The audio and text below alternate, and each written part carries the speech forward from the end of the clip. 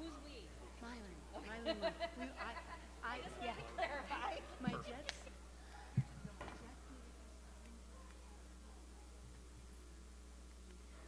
I'd like to call the order of the Milan Area Schools Board of Education regular meeting for Tuesday, May 23rd, 2023. Would everyone please rise for the Pledge of Allegiance?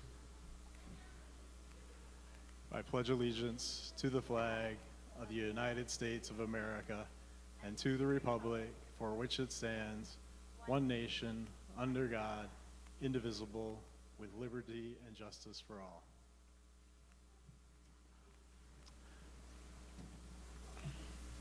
All right, thank you to everyone who is attending this evening. Great to see a lot of faces out there this evening. All board members are present this evening, including our two student board members, so thank you for everyone attending. First off, we are going to start with an exciting recognition. So if we could have all the robotics teams come up, we'll have Paddock my far right, and then we'll have Simons, middle school, and high school. So if all the teams and the coaches could come up on stage, and then we'll recognize you individually. But we'll have all the teams and coaches come down to the stage.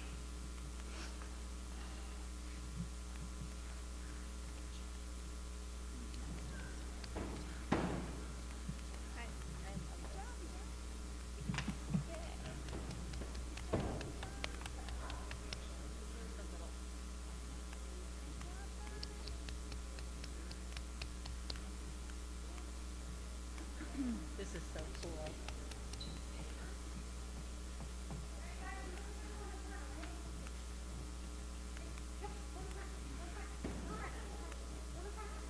We can have Paddock go to the front. It's good. It works.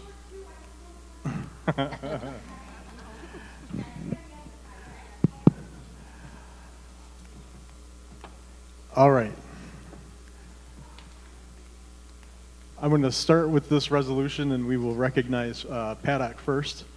So whereas the 2022-2023 Milan High School, Milan Middle School, Simons Elementary School, and Paddock Elementary School robotics teams are being recognized for the following accomplishments. The Paddock team accomplishments. Paddock added a second FLL Explorer team, the paramedics. Both FLL Explorer teams, the EMTs and the paramedics, completed a comprehensive course on renewable energy and the energy journey. Team members maintained an engineering notebook and worked to create energy sources, energy storage units, methods of distribution, and a community that thrived. Both FLL Explorer teams attended the Cowtown FLL Explorer Festival on Saturday, May 13th, where they presented their posters documenting what they learned and were interviewed by judges about FIRST's core values and the renewable energy movement. FLL Explorer Team 18007, the EMTs, was awarded a trophy and medals for their representation and responses about FIRST core values. FLL Explorer Team 27455, the paramedics, was awarded a trophy and medals for their documentation and understanding of the renewable energy journey. So we'll have the coaches introduce who's here for our Paddock team. Okay, so we have some representatives from our Paddock team. You never want to hand an English teacher a microphone? Okay, I'm going to make it short. I can, maybe. Okay, so this is Bob and Layla and Addie and James. And these guys are kind of a mixture of the two teams that we have at Paddock. I'm also one of the high school coaches. So this is a super important team for us. These teams are really important for us because they're going to build our team in the future. And so this year, they explored the idea of renewable energy, and not just how it's produced, but how it's stored and how it's distributed. So we are super proud of both of these teams who brought home trophies at the tournament that we went to, and they all have little medals also, because we know that they're going to be moving up on into the Simons teams, and then hopefully in the future up into the high school team.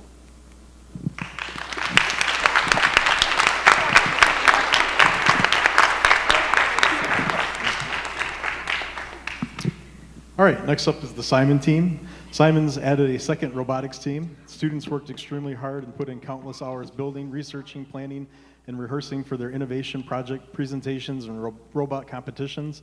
Simons Elementary Team 45367 and Simons Red 456470 Both received awards at their qualifying event in December 2022. Simon's Elementary Team 45367 was awarded third place champions. Simon's Elementary Team 56470 was awarded second place for their innovation project. For the first time in our school's history, both teams qualified for the state competition that was held in Troy, Michigan. At the state tournament, students did well and achieved success by continuing to improve their persistence, knowledge, and teamwork skills. Sarah Farmer, along with parent coaches John Acker, Mike Angst, John Birchwell, Amanda Butler, and Jeff Hagley, are incredibly proud of both teams and their successful season.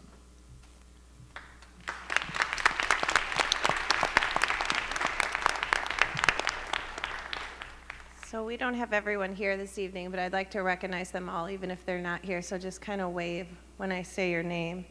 So for our first team, we have Ethan Hagley, Naya Morel Weston, who's not here, Charlie Kleiber, Stephen Stanley, who could not be here this evening, Elliot Kroll, Garrett Bollinger, Sophia McGettigan, who's also not here, Landon Blackwell, and Isabella Aker, which I don't believe she's here either.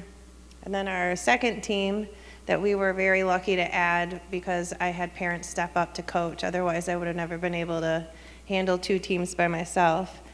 Brennan Butler, Bailey Birchwell, Becca Dawson, Garen Brown, Elizabeth Bear, which I don't believe she's here, Danny Bobbitz, and Elise Angstedt. So, great job, guys.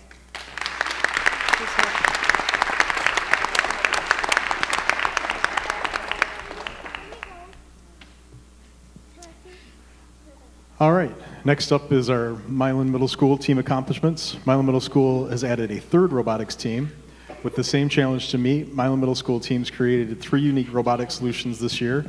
A 3-wheeled 4-motor robot named the Pigeon, with a long arm holding a hand-like soft gripper that can grasp and hold items from their edges. A 4-wheeled 5-motor robot named Gigabyte, with an arm that can move 180 degrees, holding a metallic tongue-like gripper to grasp and capture objects from within. A 4-wheeled 3-motor robot named Misty, with a bent arm holding a small 90-degree gripper that can hold onto objects of various sizes. All 3 robots went to competitions. Although competition is over, another student is currently working on a yet-to-be-named 4-wheeled 3-motor robot with a hook to grasp and release objects.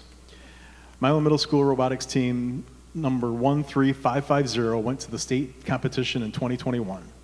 A small group of students are continuing with robotics and are working on the following: block Java programming practice with their own robots. Typically we have builders and programmers.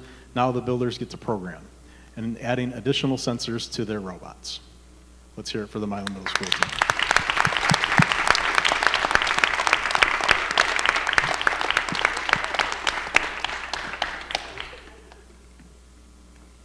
All right, next up is our Milan High School team accomplishments.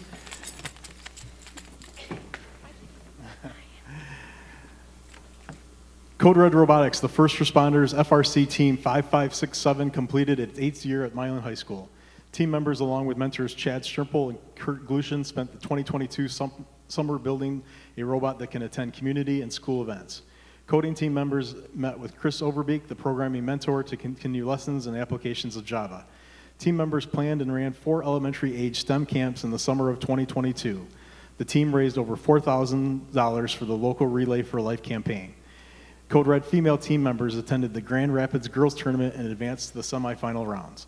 The team purchased 3 more computers, 2 for coding purposes, and 1 to support students who wanted to learn computer-aided design. Team members supported seniors Justin Yarger and Noah Douglas on their health-focused Eagle Scout projects.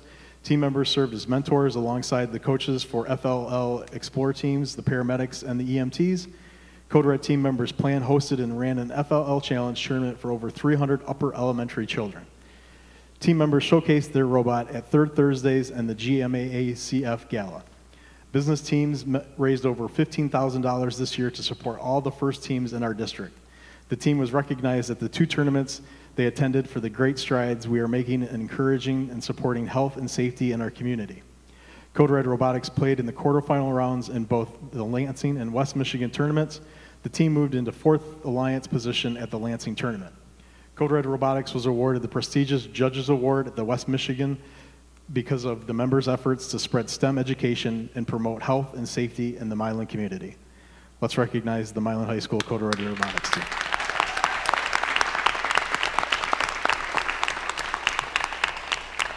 So it's me again. I'm at this side now. My partner's down there, though. She's just going to watch the little ones. So the robotics program actually started here in the high school 8 years ago, and you can see that it has spread. It has spread a lot, which is great, right? Because STEM education is going to be important. So I'm going to first recognize the people I have here. We have a pretty big team. We're looking at over 26 students. This year, we have had as many as 55 pre-COVID. That was a fun year. But we are an organization, a group here in the high school who not only spreads STEM education down through the elementary schools and through the middle school and then supports their teams, but we're also out in the communities. You can see us a lot. We believe in investing back in the Milan community, and you will see my kids out there doing that. So I'm gonna start at this end. I'm just giving first names, not because I don't know them, but just because it's creepy. Okay. This is Mackie. Mackie is my sole business team member right now. And so when I say that we got over $15,000, that'd be Mackie and me. Yep. A season of robotics at the high school can cost up to $30,000. So we raise money to be able to funnel it down to everybody, so just know that my sole business team member is working nonstop and is still working. I have Kaden behind her. Kaden is hiding, and Kaden has stepped up. She is going to be one of our safety captains and already has won an award this year. One of the big pushes with our particular team is that we're pushing for health and safety in our community. And so we're recognized, seriously recognized, for that. We have judges all the time talking about all the stuff we do. So Caden is going to continue that. I have Eric, raise your hand, Eric, who is a freshman, senior. Oh, sorry, Eric, you're staying. And he's one of our lead builders, so losing him is going to be incredibly difficult. I have, ready? Because you are going to be one of the lead coders next. Hand up to Jason, who is a sophomore this year, but unfortunately, as much of our coding team will be graduating in the next year, Jason is on the hook. He's going to have to really step up. Okay, so this is Chris Overbeek. You've probably seen him in town. He does a lot of stuff. He also volunteers to help us with our coders, which is super important because I can't code. I can't build. I'm an English teacher. I write a lot of grants. That's what I do. And I sit in the room while the robot is built. So that's my thing. And then this is Chad Strimple, who's one of our lead build mentors. And he comes in and really teaches the kids not only how to think mechanically, but he's also well-versed in CAD and CAD programs.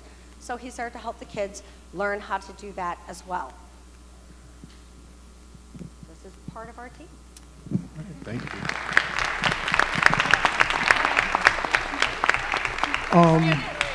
Is there somebody from the middle? A couple of them. Oh, I'm sorry. Ready? Aowen, raise your hand. I'm going to do it. I'm doing you first. So Aowen it's her second year on our team. Aowen was part of our mechanical group who was in our pit to rebuild the robot after it was destroyed, because that's what happens when you play around. And Aowen is one of the people I'm super proud of, because in Milan, we are one of the few teams who had a very strong female presence in our STEM program. Both of our drivers were females. One of our pit crew was a female. Our human player was a female. So that's very uncommon in what we see. Some teams, like Celine, have no females on the team at all. And then I have Elliot. Elliot, raise your hand. Elliot, you're going to be my CAD guy, right? Yeah. Okay. So Elliot's going to be stepping up to learn CAD. It's his first year here in robotics, so he's one we can invest in, which is great. He's one I'm going to keep. Very proud of these guys, not only for their accomplishments, but also for the fact that they dedicate their time after school. You can't forget about Emma. Jeez, there are too many of you, and I don't even have you all here. Emma, raise your hand. I'm going to really embarrass you. Emma's one of our female drivers this year, and you don't just get to do that. You don't just get to do that. So Emma is our lead programmer, which I'm going to lose her this year. One more year. No, yeah, one more year, but that's how I look at things. I'm like, I need somebody else to step in. I'm losing Emma after this year, and she was also our #1 driver this year, which, like I said, is something that you don't see necessarily on a lot of robotics teams. So I'm super proud of them. But these guys not only spend hundreds of hours here during build season, they spend hundreds of hours here in the summer because we're here still practicing and learning, and then they spend their own time after school to help with some of the younger teams, and that's something that I think is really valuable and something that they need to be recognized for, because they don't have to do that, but they want to make sure that these kids are getting the STEM experience too, and that's impressive for young people investing. Okay, I think I'm done.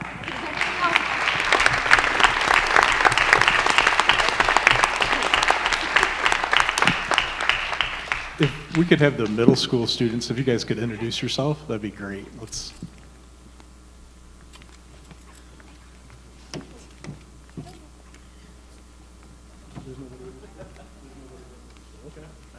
Okay, we're set. All right, I just wanted to make sure we didn't miss anybody.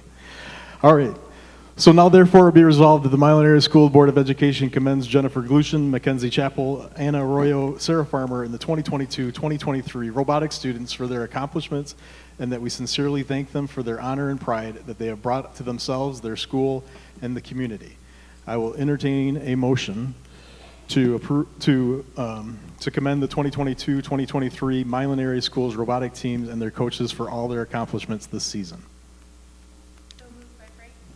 Supported by Rosenleacher. So moved and supported to commend the 2022-2023 Milan Area School robotic teams and their coaches for all their accomplishments this season.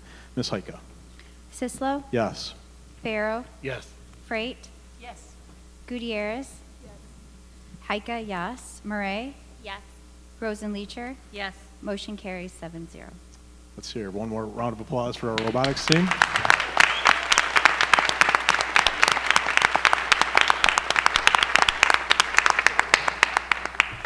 I gave Mrs. Farmer a copy of the resolution that each of you guys may have, and then please be sure to sign the sign-in sheet on your way out so that we can record your attendance. So just make sure to sign that sign-in sheet. And thank you for coming this evening, and good luck next year.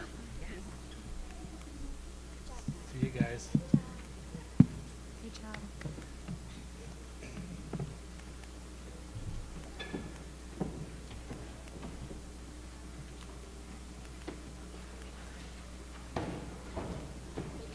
Congrats, Caden. Yes, they are.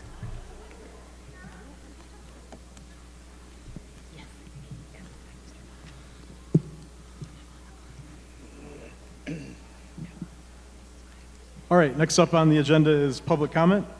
A reminder, this meeting is a meeting of the Board of Education in public for the purpose of conducting the school district's business and is not to be considered a public meeting. There are 2 times for public participation during the meeting as indicated in the agenda. When addressing the board, you'll be asked to state your name.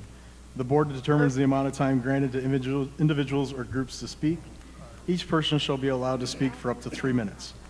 Board members may question speakers but are not obligated to answer questions or make statements or commitments in response to issues raised by the public.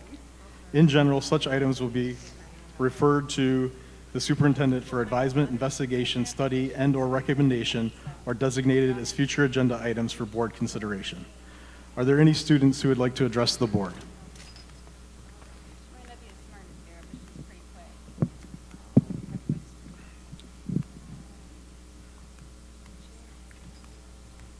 Public comments, other public members who'd like to address the board.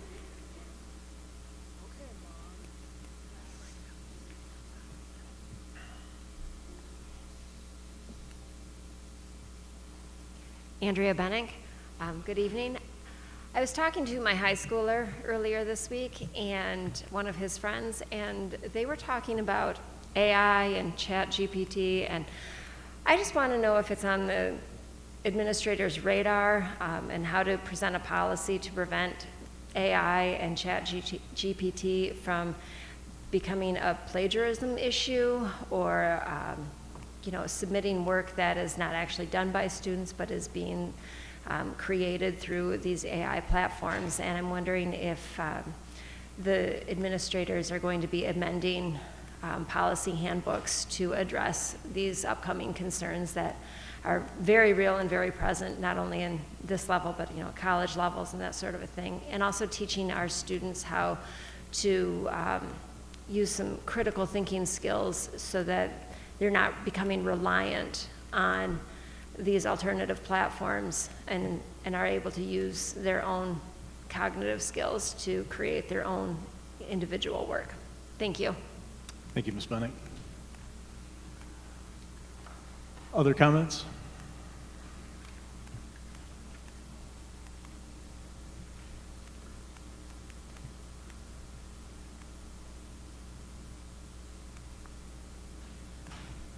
Good evening, Rachel Hobbs. Thank you for this opportunity to speak. I come to you as a concerned parent, as I have always done. As the enrollment continues to decline and has been publicly acknowledged by at least one board member, I would like to know, what are we doing? Are we doing exit interviews? Are we doing marketing? Are we doing nothing? I know a few board members from the past have made public comments that the community has spoken, and they're meeting by votes. Unfortunately, I want to remind you that in the past 3 years, many families have come here before you to speak, and some have left the districts or have plans to leave the district. It is unfortunate that their voices were not heard and considered, because your enrollment numbers continue to fall without them. It is an unfortunate situation because we are all suffering. Milan has had some great things to spotlight, as the robotics team presented to us tonight. Great job, robotics. But we just can't keep the momentum. And we need to figure out how to do that. I have my own opinions as to why the momentum is going backwards, but that's another day. Moving on, I've spoken with community members who no longer have children in the district.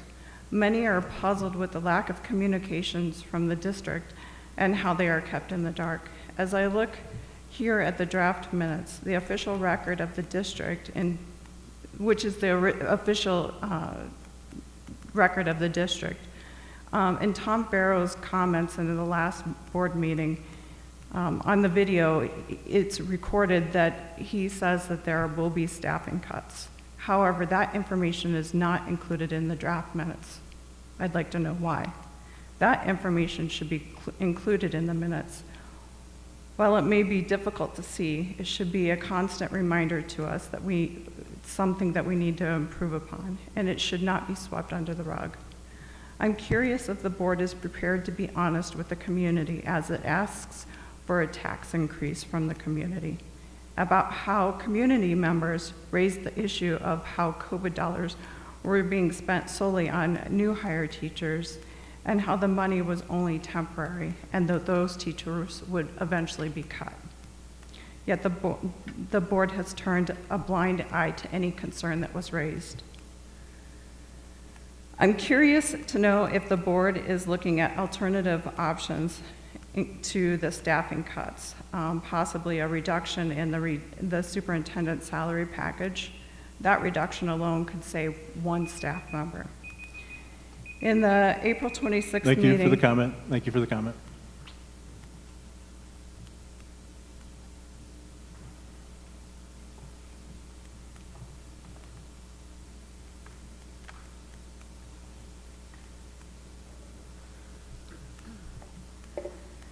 Jefferson Schools has had 3 administrators take administrative leave in the past month for questionable actions that they're taking. Their CFO was caught in a sexual predator sting trying to meet a 14-year-old boy for sex. This man is the current CFO for Jefferson Schools. Before that, he spent 9 years on the Jefferson School Board. And before that, he worked for Airport Schools. And before that, Grow Seal. The point being, predators seek out opportunities to be around children and to be in positions of authority. That's one of the main elements of grooming, proximity. This is one of the main reasons parents have been expressing concern about reinforcing the importance of safe boundaries with adults. It is not transphobic, it is responsible. My comments are usually misunderstood or misrepresented by most of you, I'm used to it, but when I said at the last meeting that all kids should be protected, I actually meant that, all kids, that includes LGBT kids. Or when I said no kid deserves to feel unsafe at school, that meant no kids, including LGBT kids.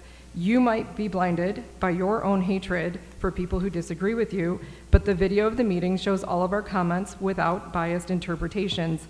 Mine standing up for all kids, and yours trying to twist my words and mislead the community into believing that I'm against certain groups of children. But luckily, the truth is available for all of us to see for ourselves on the district YouTube channel, at least for now. I'm not the one excluding certain children. Most of you are. I mentioned there are kids in Milan who struggle with bullying, like Gary Ross did in Monroe, who committed suicide, and he was in 8th grade. Not one of you, though, mentioned him or any of the kids at Milan who have dealt with bullying in your board comments, except for one particular group. You didn't talk about the tragedy of him losing his life. You didn't talk about the devastation or grief felt by his family and friends. None of it. You did not talk about the kids in Milan struggling with bullying regardless of their sexual orientation or gender identity. You only talked about those who are part of the LGBT community, which proved my point yet again, that you care more about your political activism than you do about any of these kids. And yes, by any, I also mean LGBT kids. Thank you for the comment. Are there others?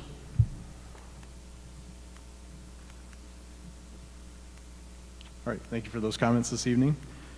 Next up is routine matters for approval. I need a motion to approve the minutes of the regular meeting of April 26, 2023. Moved by Farrow. Support by Murray. It's been moved and supported to approve the minutes of the regular meeting of April 26, 2023. Is there any discussion? It's been moved and supported to approve the minutes of the regular meeting of April 26, 2023. Ms. Heika. Farrow, Yes. Freight, Yes. Gutierrez, Yes. Heika, yes. Murray, Yes. Rosenleacher, Yes. Sislo. Yes. Motion carries 7-0. Next, I need a motion to approve the minutes of the regular meeting closed session of April 26, 2023. Motion by Rosenleacher. Support by Farrow. It's been moved and supported to approve the minutes of the regular meeting closed session of April 26, 2023. Those can be found in the clear folder. You can pass them in.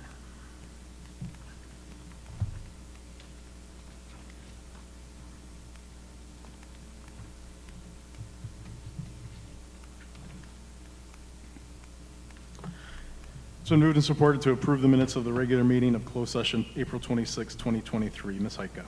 Freight, Yes. Gutierrez, Yes. Heika, yes. Murray, Yes. Rosenleacher, Yes. Sislo, Yes. Farrow. Yes. Motion carries 7-0. Next up, I need a minutes of the regular, motion to approve the minutes of the regular meeting of April 27, 2023. Moved by Gutierrez. Support by Murray. It's been moved and supported to approve the minutes of the regular meeting of April 27, 2023. Any discussion? Hearing none, it's been moved and seconded to approve the minutes of the regular meeting of April 27, 2023. Ms. Heika. Gutierrez, Yes. Heika. I'm going to abstain because I wasn't at these meetings. Okay. Murray, Yes. Rosenleacher, Yes.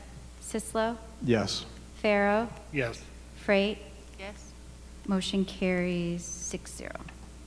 Next up, I need a motion to approve the minutes of the regular meeting closed session of April 27, 2023, which are also in the clear envelopes. Moved by Farrow. Support by Gutierrez. It's been moved and supported to approve the minutes of the regular meeting closed session of April 27, 2023. It's been moved and supported to approve the minutes of the regular meeting of closed session of April 27, 2023. Ms. Heika. Heika abstain. Murray? Yes. Rosenleacher? Yes. Sislo? Yes. Farrow? Yes. Freight? Yes. Gutierrez? Yes. Motion carries 6-0. Next up, I need a motion to approve the bills reimbursement of expenses. Moved by Farrow. Support by Heika. It's been moved and supported to approve the bills and reimbursement of expenses. Any discussion? Mr. Sislo. Yes, Mr. Farrow. Just wanted the board to know that I did have some questions on a few of the checks, and as usual, they were promptly answered. Thank you, Mr. Farrow. Any other questions or concerns? It's been moved and supported to approve the bills and reimbursement of expenses. Ms. Heika. Murray? Yes. Rosenleacher? Yes. Sislo? Yes. Farrow? Yes. Freight? Yes. Gutierrez? Yes. Heika, yes. Motion carries 7-0. All right, next up in the area of board organization, I need a motion to approve the WISD biennial election resolution as included in attachment B. Moved by Rosenleacher. Support. Go ahead. Support by Gutierrez. I have a moved by Rosenleacher, support by Gutierrez to approve the WISD biennial election resolution as included in attachment B. You'll remember at the last meeting, we voted to have Ms. Murray be our voting representative and Ms. Freight to be our backup delegate for that election. Currently, there is only one person nominated at this time. Make sure I get his name right. It's in the motion. R. Stephen Olson. And they believe that they will be making a motion to nominate somebody else at that meeting. So that's the way that resolution reads, is that we will be directing Ms. Murray and potentially Ms. Freight to vote for Mr. Olson and then anybody who's nominated at that meeting. So any questions or concerns regarding that? All right, it's been moved and supported to approve the WISD biennial election resolution as included in attachment A. Ms. Heika. Rosenleacher? Yes. Sislo? Yes. Farrow? Yes. Freight? Yes. Gutierrez? Yes. Heika, yes. Murray? Yes. Motion carries 7-0. Next up in the strategic plan area of finance and operations, I need a motion to approve the purchase and installation of a sound system at the track and field and football stadium as detailed in attachment C. Moved by Murray. Support by Rosenleacher. It's been moved by Murray, supported by Rosenleacher to approve the purchase and installation of a sound system at the track and field football stadium as detailed in attachment C. Mr. Gearbaugh. Yes, this is a purchase that we've needed for over a year. The system that's there now has been repaired multiple times. My understanding is we're now down to one working speaker. It's really just not functioning for the sports that are held there. We investigated spreading this cost out over multiple years, but with interest rates rising, it really started to add up in the interest that we would pay, and so I felt it was best. And I spoke with the finance chair, and he agreed that we bring it and ask for the full amount to be paid in 1 year to avoid the cost of interest. This is a system that will be installed at the scoreboard, and it basically projects over and floods the entire home, away, and field with the sound. So it's not something where we have speakers aimed at certain things. We did have a demo. The high school principal, myself, and the athletic director had a demo. They bring a system out that's on a trailer that would be identical to the system we have. And it was impressive, the sound that it could produce, and the fact that it just floods everything. There's no one there that wouldn't hear it. And it won't be aimed at a neighborhood. It will kind of be aimed from the north end towards the baseball diamond. So that may protect some of our neighbors from hearing some of the things over the speaker system.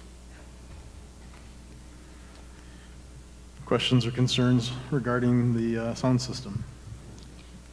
Mr. Sislo, I fully understand the need for this sound system. If you've been to a football game or a track meet, you know the need for the sound system.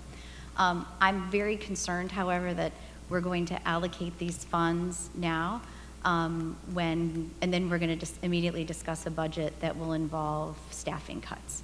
I would much rather table this discussion and then have a discussion with all of our booster teams and anyone else in the community to see how much of this we could fundraise before we purchased, so that we can maybe be a little more cognizant of how much how much community support we can garner for this cost before we commit to paying it. That was a very ineloquent way of describing the end, but I think you get the gist. Mr. Sislo? Yes, Mr. Farrow. I agree with Ms. Heike. This is certainly not the best timing in terms of a big purchase. However, my preference as treasurer would be that this be included in FY23 rather than FY24. It's apparent to me that it's needed. It's unfortunate in terms of timing and the optics. But if we don't approve this, we will continue to have a non-operable sound system. Mr. Farrow, we contemplated including it in this fiscal year. The problem is with the length of time it's going to take to receive the unit after we order it. It cannot be installed and up and running before June 30th, and therefore we can't pay for it out of this fiscal year. Can we assign the funds for this year up to the purchase price amount, and then it would be included in this fiscal year as an assignment, and then understanding that we don't intend to spend all of it? You could create an assigned fund balance for that amount? Would be something that you could do? I support that. Excuse me, Mr. Sislo. If we could assign funds for that specific purchase in FY23, I would support the purchase. Mr. Sislo? Yes, Ms. Frey. I would just like to back up Mrs. Heike's concerns about spending the money right now. I think either tabling the issue, and as a member of the swim, we did swim years ago. I mean, our community is very good at supporting and doing things, so I think waiting might be the best decision for us at this time.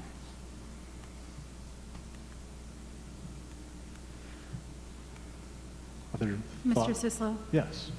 Do we have an idea, Mr. Girba, of at what point we need to make a decision on this to be functional for fall, have a new system up and running for fall? Right now, I've been told that if we order it today, it will arrive in August. So we have one or two more things we have to clarify before we actually place the order. So we're already pushing the ability to do that.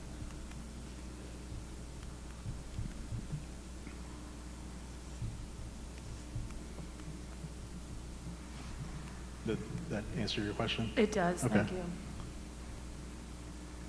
Any other questions or concerns?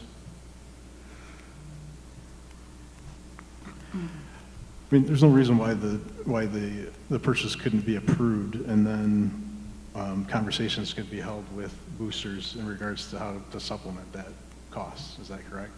Correct.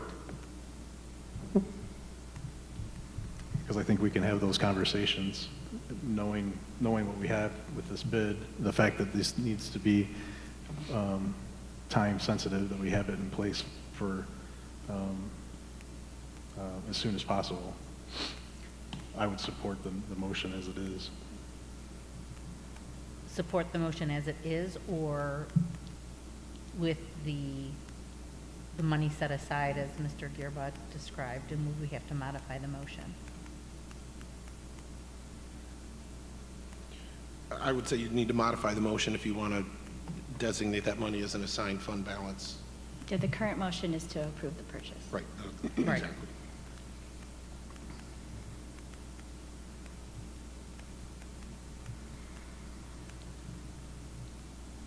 What I would recommend is you could vote on the resolution as it stands. If it's voted down, then someone could make a second motion to do it in a different manner. That would be the procedural way to handle it, unless Ms. Murray and Ms. Rosenleacher want to withdraw their motion. No? Am I correct in that as the motion is, it does not specify the fiscal year in which those funds would be coming from? The fiscal year has to be next year because we cannot, it's not going to be delivered and installed, and by accounting rules and auditing rules, we can't pay for something in a year where it's not been received and fully operational. I apologize that I didn't put in the notes that it was out of next fiscal year.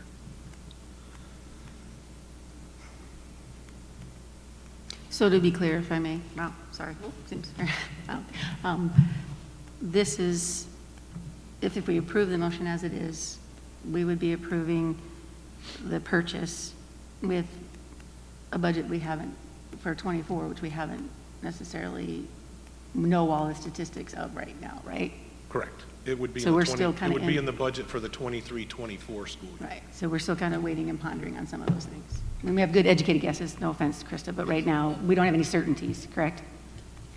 At this point, we never have certainties going into the New Year's budget. Okay, so I'm understanding that correctly, right? Right, Yep. okay. And that's through nobody's fault, it's just we don't, because of the timing.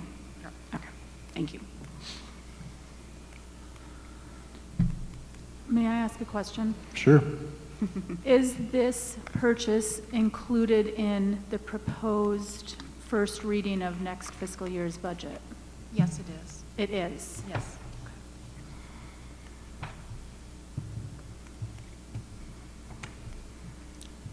But tonight's just a first reading of that Correct. budget. Right. I'm just trying to make sure that No. forecasting forward, I understand what, yeah.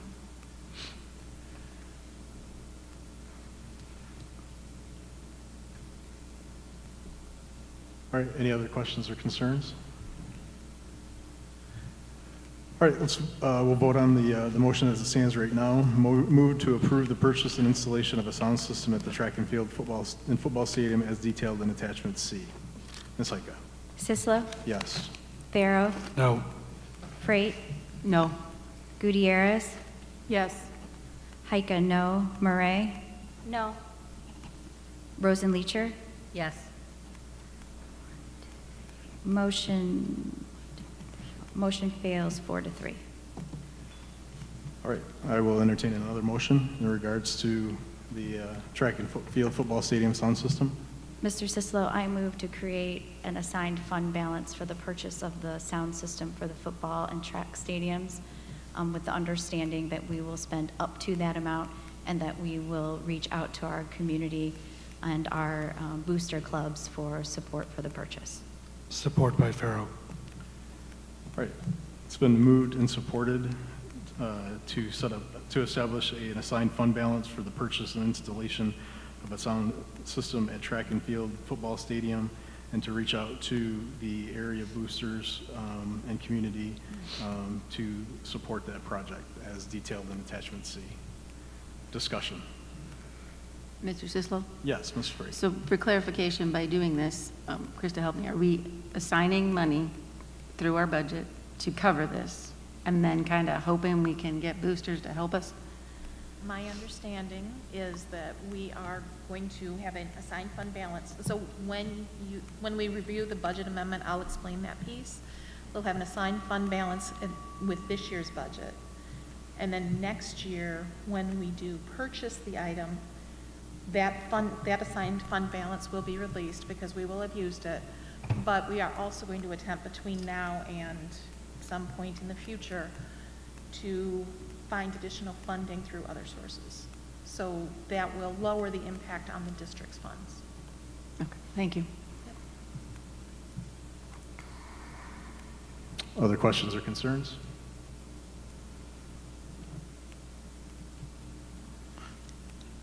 Right, it's been moved and supported to establish a assigned fund balance for the purchase and installation of a sound system at the track and field and football stadium for the next fiscal year, and to garner support from the boosters in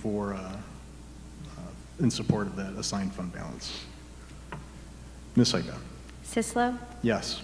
Pharaoh, Yes. Freight, No. Gutierrez, Yes. Heike, yes. Murray, Yes. Rosenleacher. Yes. Motion carries 6-1. All right, next up, I need a motion to adopt the resolution to support the 2023-2024 WISD budget as included in attachment D1. Moved by Pharaoh. Support by Heike. So again, this is the final reading. We had the first reading of this budget at the last meeting. As a reminder, Ms. Murray indicated her conflict of interest with this and will be abstaining from this vote. Are there any other questions or concerns in regards to this budget? Mr. Sislo. Yes, Mr. Farrell. I just have a few highlights. I'm sure that you all have this, but I did want to highlight for the community in terms of the ISD budget. They anticipate a deficit of $686,000 and an ending fund balance of $3.6 million. Their budget presentation is comparable to the amended FY23 budget. The ISD special education budget is zero-based. The ending fund balance is anticipated at $3 million. This fiscal year 22-23, the ISD special education budget is expected to utilize $1.5 million of fund balance. Both the ISD and the special education budgets anticipate a small bump in property taxes of about 4%.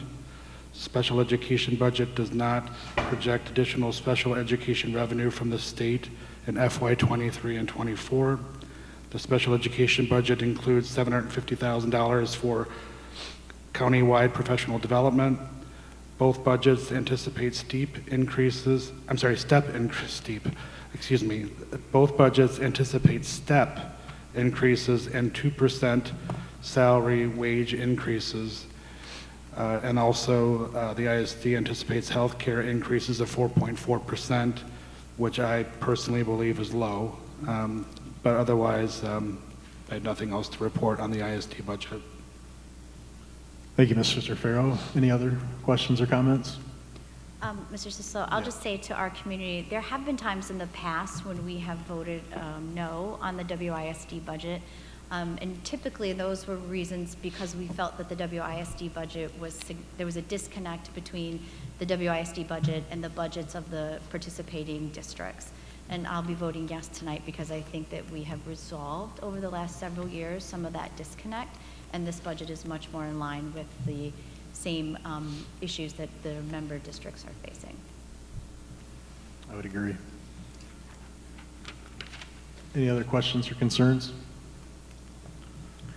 All right, it's been moved and supported to adopt resolution in support of the 2023-2024 WISD budget as included in attachment D1. Ms. Heike. Pharaoh, Yes. Freight, Yes. Gutierrez, Yes. Heike, yes. Murray, Abstain? Rosenleacher, Yes.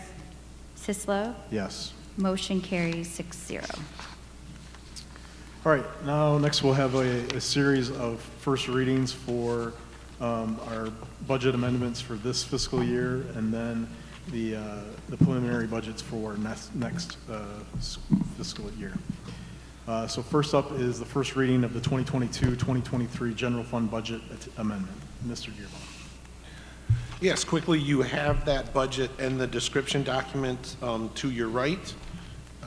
With that, I'm going to turn it over to Ms. Hendricks, who will kind of walk you through the changes from our previous amendment to this amendment. The last time we amended the budget in December, I presented it to you in December, we approved it in January.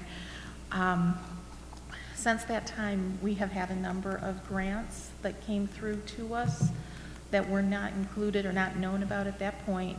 So a lot of the increases that you're seeing right now in the revenues are dealing with grants or state funding that was unknown the first time around. I am estimating an increase in our revenues of $2.7 million. Most of that you will see falls on the state line, and a large portion of that is for one-time funding that we received for the pay down of the retirement system. You will see when we get to the second page, it's a $1.4 million increase to the revenues, but it's also a $1.4 million increase to our expenditures. They give us the money on the 20th, and we send it back to them on the 25th. It's an in and an out. There's nothing we can do about it. We are also anticipating increasing our expenditures by $2.4 million. You will see some very large numbers, which normally at this point I would be concerned about. However, 8 of those numbers are impacted by that $1.4 million that I mentioned earlier. The $971,000 for basic programs, the instructional support line, general administration line, school administration, business support, operations and maintenance, transportation, central support, all represent part of that 1.4 million. We were told to spread it across as many function codes as we could, excluding grants and special ed. So this is the way I chose to spread it, and as I said, it's an in, it's an out. It's inflating these lines right now, but we have no choice as a district. If you look at the second page, there's more detail as to what makes up each of those increases.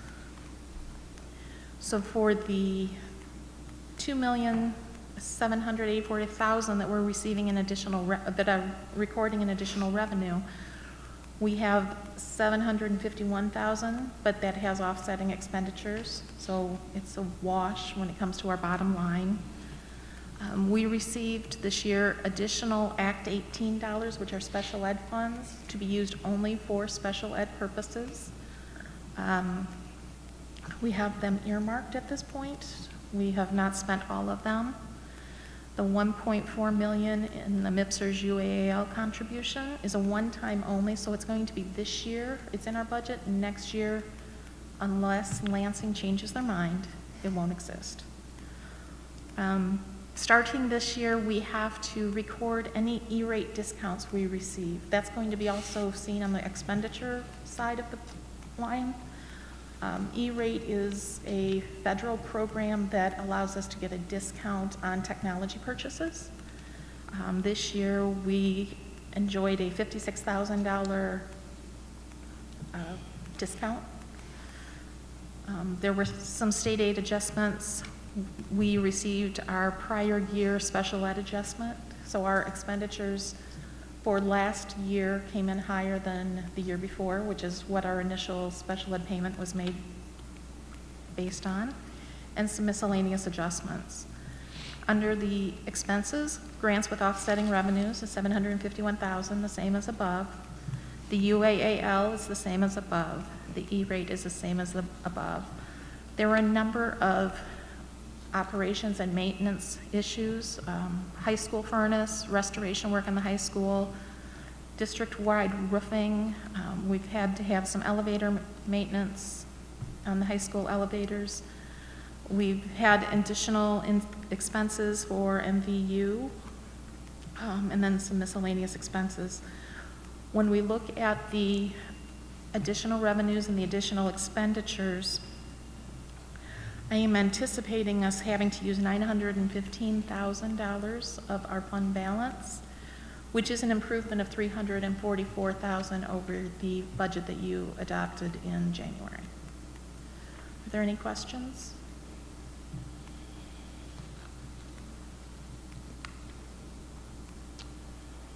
Again, this is a first reading of this budget amendment for the general fund.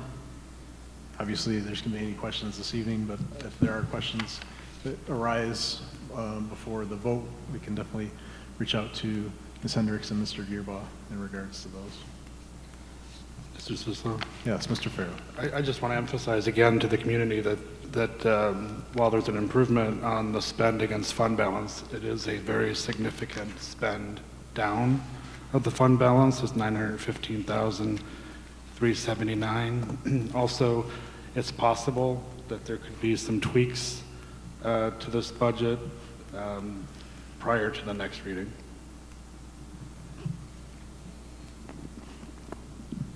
Thank you. One comment that I will add, with the resolution that you just passed, the budget that you actually vote on at the next meeting will have an additional assigned fund balance at the bottom, and so you will not be voting on exactly what you see right now, because your resolution just provided information that we need to make some alterations to this document.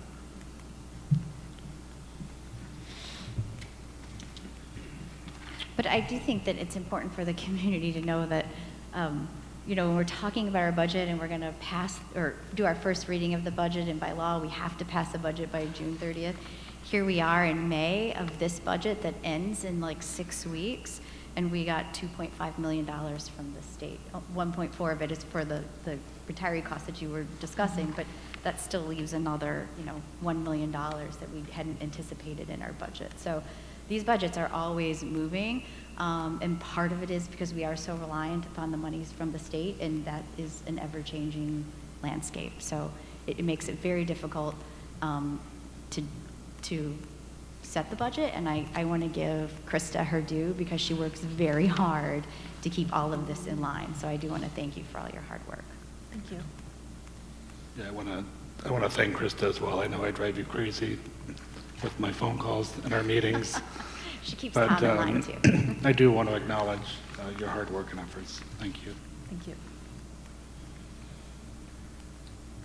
All right, next up is the 2022-23 debt funds budget amendment as an attachment F.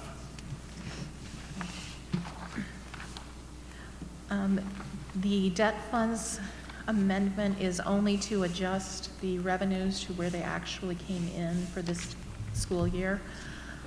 When you look at the attachments, you will note that there's a cover sheet, which is a summary of the 3 debt funds that we have. And then there's a page for the 16 debt, the 18 debt, and the 19 debt.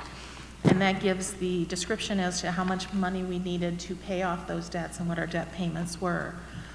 I would like to point out that the $9 million that we paid on the 2016 debt represents the last payment on that debt fund. So we are now in the process of coming to you and letting you know what we need to do to turn things around and start paying back to the state, as opposed to having to borrow from the state to make our debt payments. Yeah, it's outstanding. That is a milestone. Any questions or concerns regarding the debt funds budget amendment?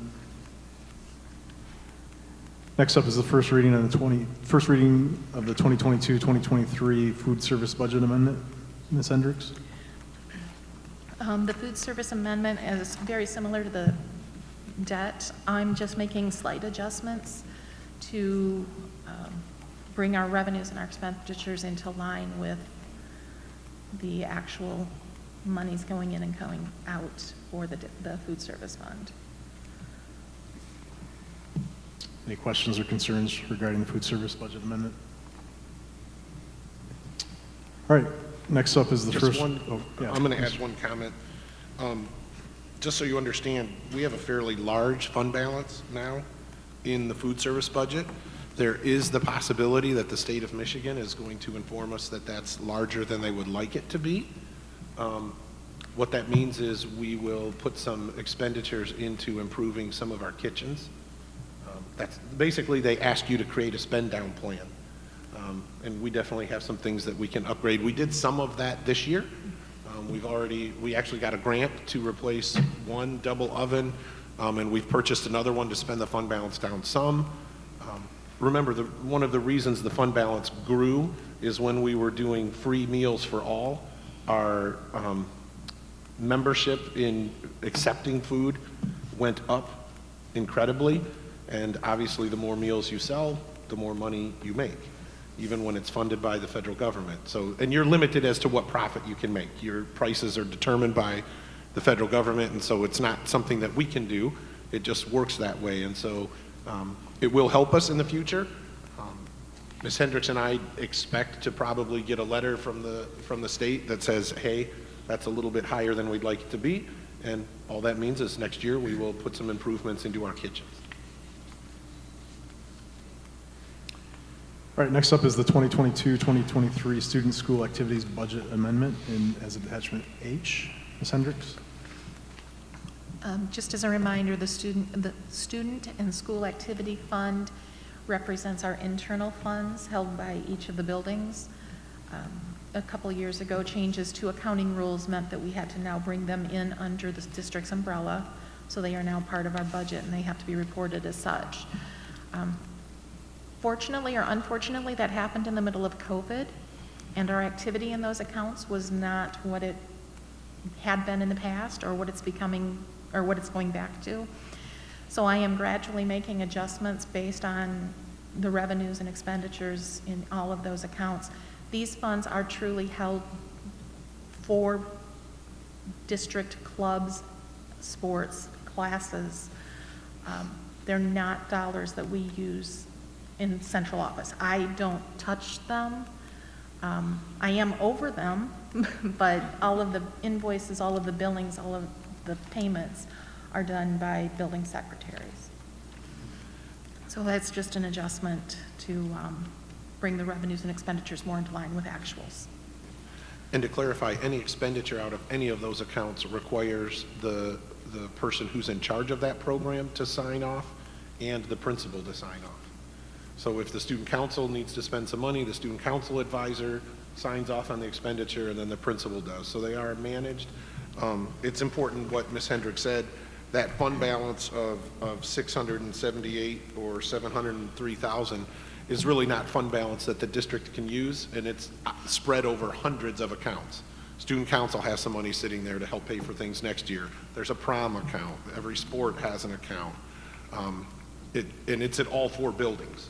All 4 buildings have numerous accounts. So. All right, on to 23-24. We have the general fund preliminary budget as an attachment I. Ms. Hendricks. Okay. As you look at this, you will see a lot of changes going in the opposite direction as from the First Amendment that we talked about. I am anticipating a loss of $4 million in revenue. A lot of that is grant funding. The $1.4 million of UAAL money that we had talked about earlier makes up part of this. We will be using all of our ESSER 3 money this year, so there won't be any in next year's budget, so that's part of the reduction. There are a number of grants, either because we were using carryover and that carryover piece is gone, or because it was a one-year only grant that we are losing to bring us to that $4 million decrease in revenue. You will also note, please, that we are anticipating a decrease in expenditures of $2,158,000. So I'm at this point projecting that we're going to receive $1.8 million less in revenue than we're receiving than we're paying out in expenditures.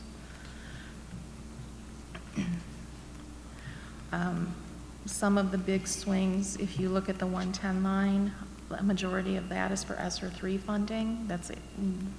All of that, almost all of that grant was put on that line. That was to pay teacher salaries. So with that going away, that $1 million has to come out. There's another large number on the operations and maintenance line. Part of that is the one-time UAAL. There were some one-time expenses like the furnace and the roofing that I had mentioned in the last amendment that I'm taking out of their expenditure budget because they were one-time.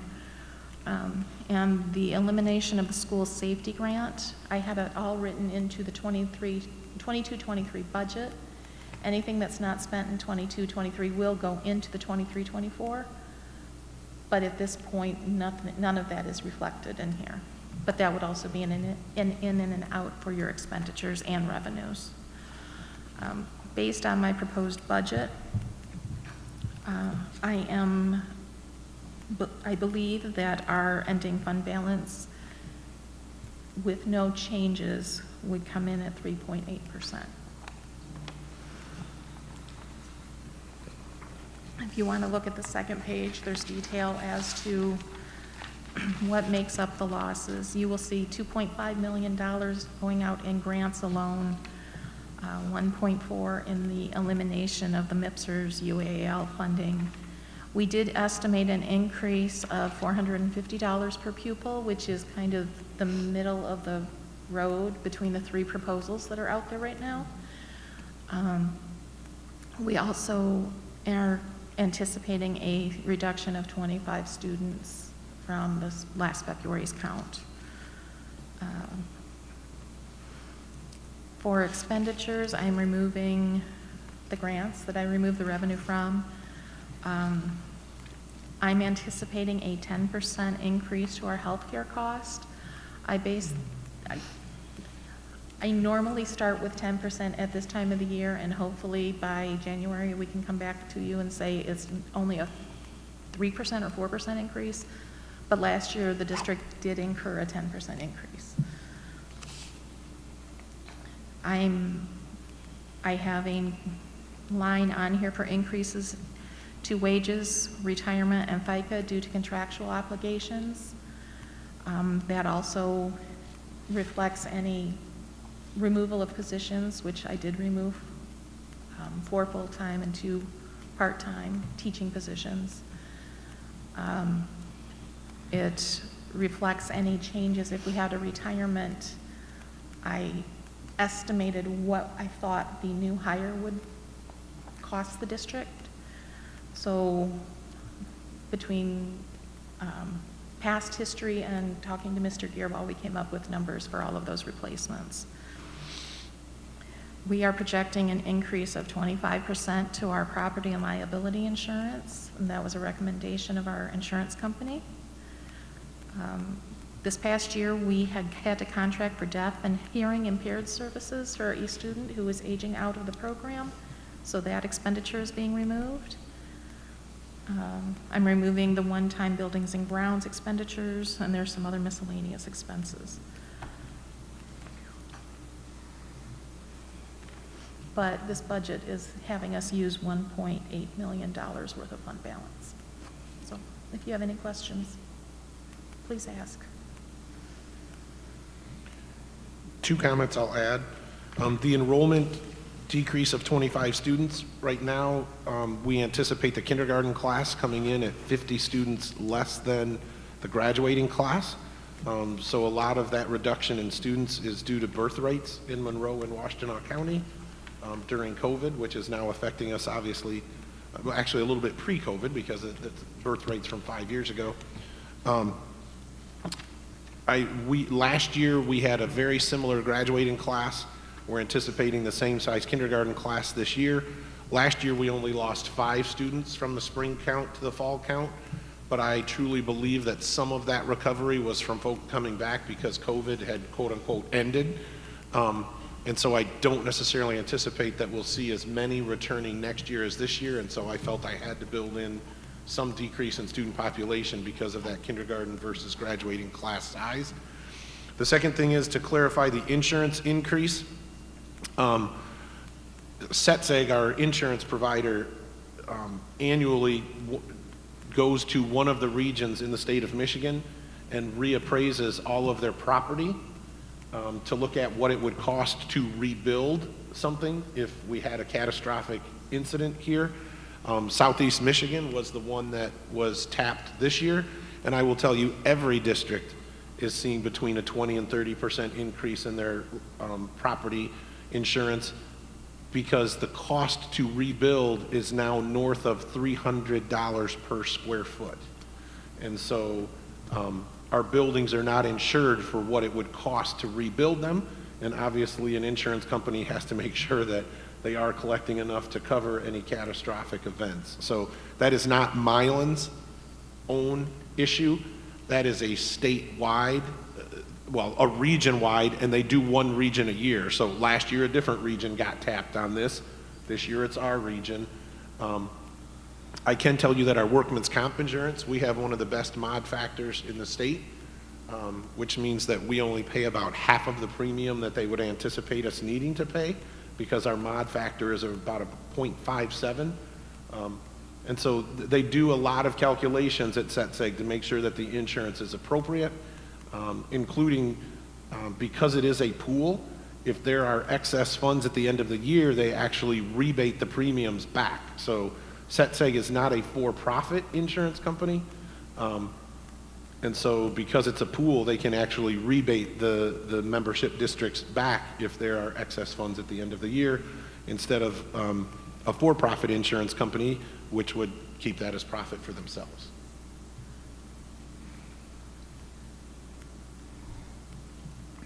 Mr. Sislo? Yes, Mr. Farrow. Just a comment. I just want to reiterate what Michelle had said earlier. I think it was Michelle, that the state requires us to approve a budget for 23-24 prior to definitively knowing our revenue expectations from the state and other sources. So I want to believe that this is worst case scenario. I do think that we will know more in the fall. While we're assuming a 25 less students, the possibility exists that we will fare better than losing 25 students. At this time last year, the total fund balance that we had adopted was 6.17. That included the assigned funds. 3.17 unassigned was what we approved at this point last year. So as Chris had indicated, what we're approving tonight would be 3.80 total ending fund balance, including the assigned funds, and 1.48 unassigned ending fund balance. So, yeah, that's a scary number. And we've been saying for an extended period of time that the ESSER dollars would be coming to an end, that the use of ESSER dollars would be coming to an end. So this budget right sizes our staff in terms of class sizes. The COVID dollars were predominantly used to have class sizes that were smaller because of lost learning. So I just wanted to share with you, yeah, I mean, generally we want to approve budgets that have a fund balance of 10% or more, and let's hope that we fare better than what we're anticipating right now. I do think that we will, and we'll know more in the fall. Yeah, the 3% number is it's a scary number for sure. So I appreciate that it's conservative. And again, we're not approving this evening. This is just a first reading for us to look at and then continue to ask questions of Ms. Hendricks and Mr. Gearbaugh as we move forward. Are there other questions or comments?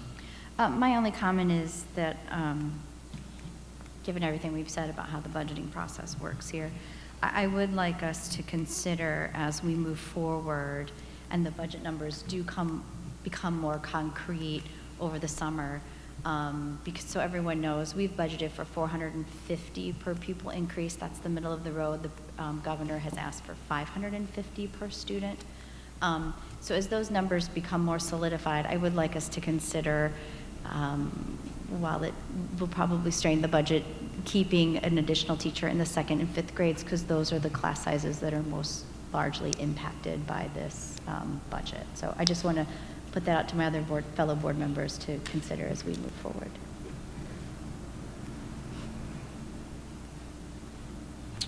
Other questions or concerns at this time?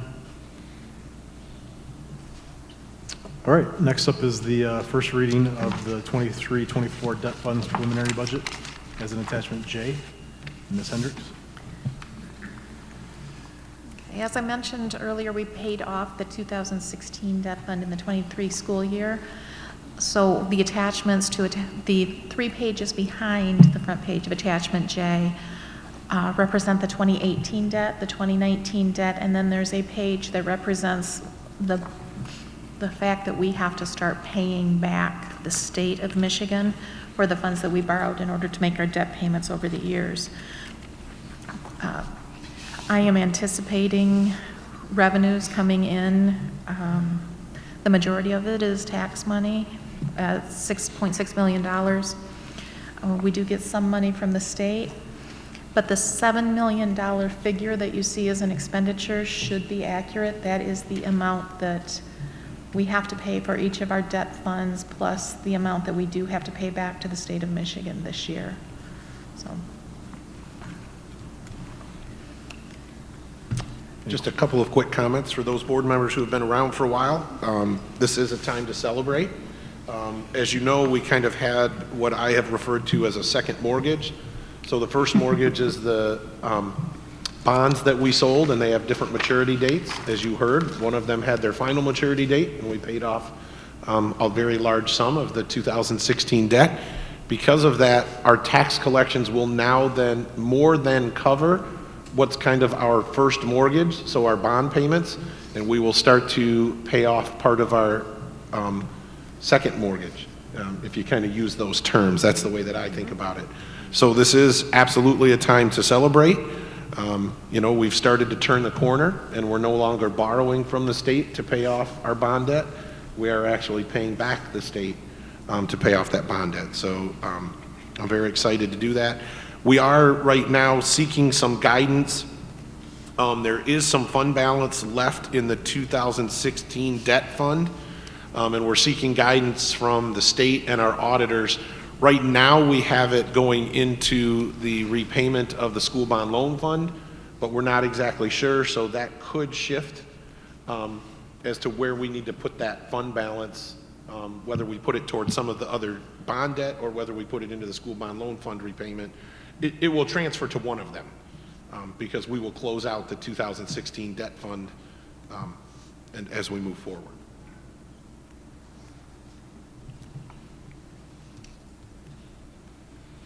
All right. Any questions or comments regarding that? Next up is the first reading of the 23-24 food service preliminary budget as an attachment K. Ms. Hendricks.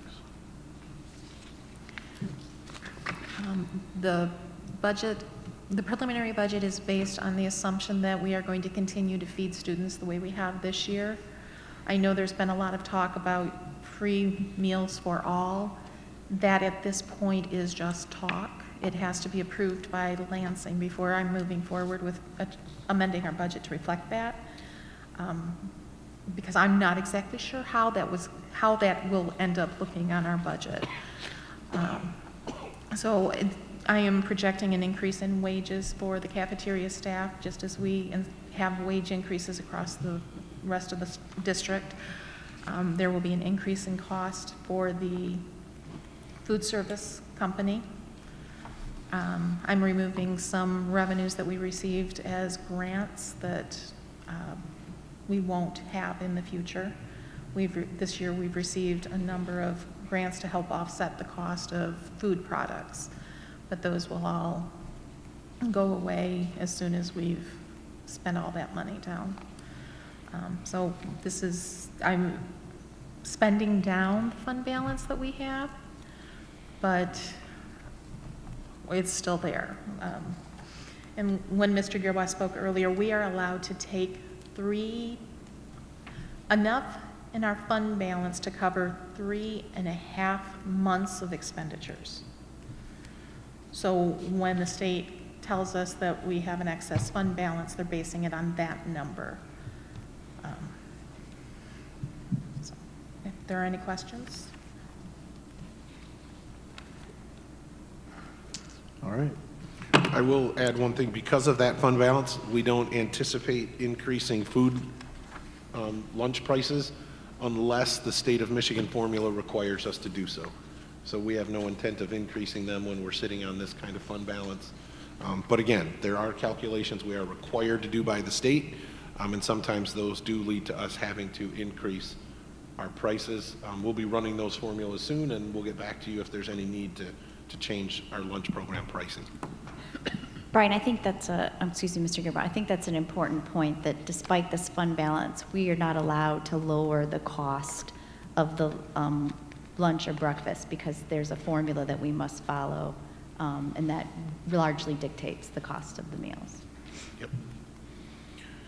I agree with Ms. Hendricks too. It will be interesting if Michigan does step up and decide to make free lunch for all, because remember, the free lunch program we're in now is a federal program. And so it will be interesting to see how the state possibly would layer on basically purchasing lunch for everyone that doesn't get it through the federal program.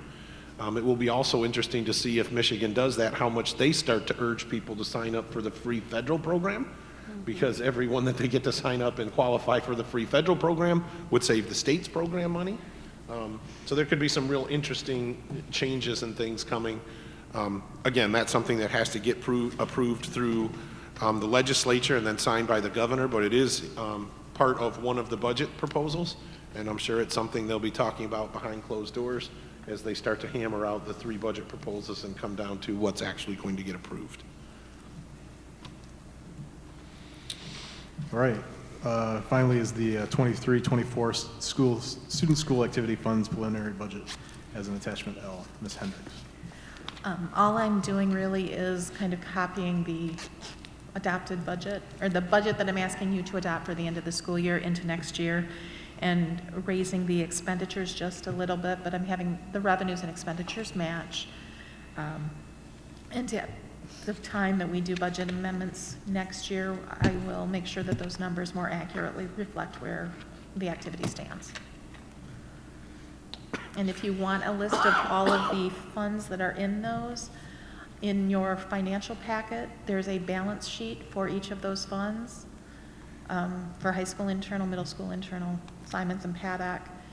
And every account that you see listed there makes up that $500,000, $600,000 budget. All right. Any questions or comments in regards to that? All right. So again, these are the first readings of the 2022-23 budget amendments, and then also the preliminary budgets for the 23-24 school year. So we will be voting on these at our next meeting. And feel free to ask any questions of Ms. Hendricks or Mr. Gearbaugh prior to that time. As stated, there will be some adjustments based on some actions that we took this evening. And if there's any other refined numbers that come in, I'm sure we'll be made aware of those adjustments as they happen. So, all right. Next up on the agenda in the area of learning, environment, and culture, we have the WISD Parent Action Community Update from Ms. Andrea Bennick. Thank you for waiting.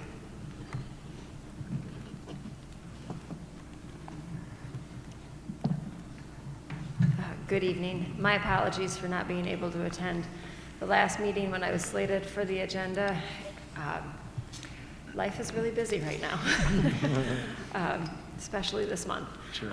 But I wanted to say that we'll include information from April and May's monthly PAC meetings. In April, the PAC had the opportunity to hear from Melissa Zimmerman and Kim Mum from an organization called Moving Toward Independence. Ms. Zimmerman is an occupational therapist, and Ms. Munn is a speech and language pathologist who started this comprehensive therapy group to help all ages build their social skills. They focus on providing group therapy to help grow relationship skills, employability, communication skills, and more. Moving Toward Independence are flexible in their offerings and intentional about connecting with families to ensure that their clients are placed in the group settings that will be complementary to all their participants and that they will meet the needs of their clients. They offer 6-week sessions for elementary age, middle school, high school, and adult age groups. The cost for summer sessions is $250, and at this time they accept private pay and are working towards insurance coverage, community mental health coverage, and flexible spending accounts payouts. If you're interested in classes, you can connect with Melissa and Kim at mticoaching3@gmail.com. During April's meeting, the PAC also learned more about the path to alternative placement for students who need more support services than what their home district can provide. This includes alternative placement at High Point and other programs in the WISD, such as Progress Park and Red Oak. The PAC created a summary of the steps that are taken for determining alternative placement and discussed ways that we could support families during this process. The support from PAC representatives includes encouraging families and staff to set up regularly scheduled time to meet, to review data collection, behavior plans, and to give input to update plans as needed. We can also help families set up meeting agendas so that questions can be answered and that the meetings are purposeful with clear understanding of what reports and information is needed from all parties involved. We also encourage maintaining a positive working relationship amongst all parties while recognizing that this process can be lengthy and strong emotions and frustrations can surface during the application time.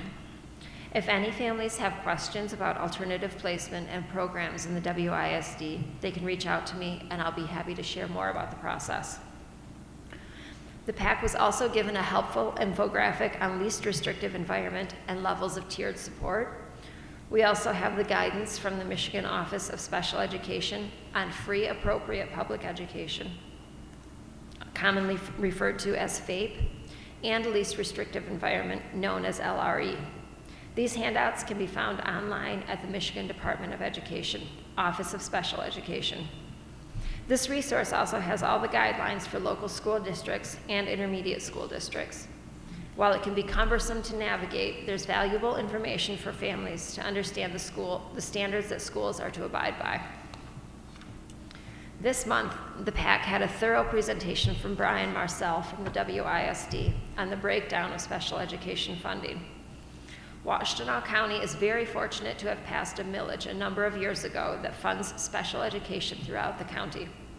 The breakdown of special education funding was noted with last year's budget, showing how federal, state, Medicaid, and millage funds are allocated to the WISD, and then districts for covering the expenses of special education.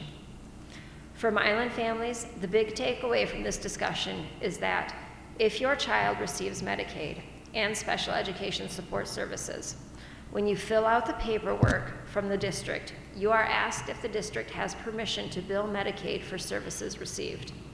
It is important that families check yes, allowing the district to bill Medicaid for support services. This is a key funding component for support services for students.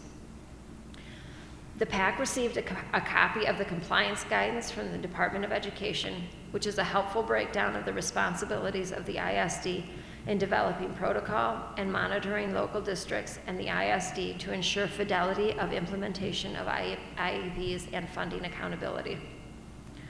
The PAC concluded the final meeting of the year with developing a plan to update the WISD parent handbook over the summer and brainstorming for future topics of presentations and discussions for our 23-24 meetings.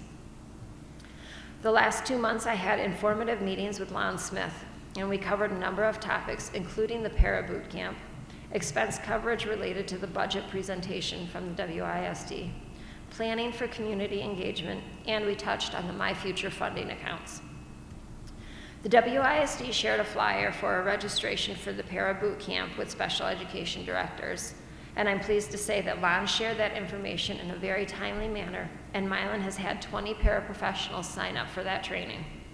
Several paras are involved in the para to teacher training program, and 2 will be doing their student teaching this fall.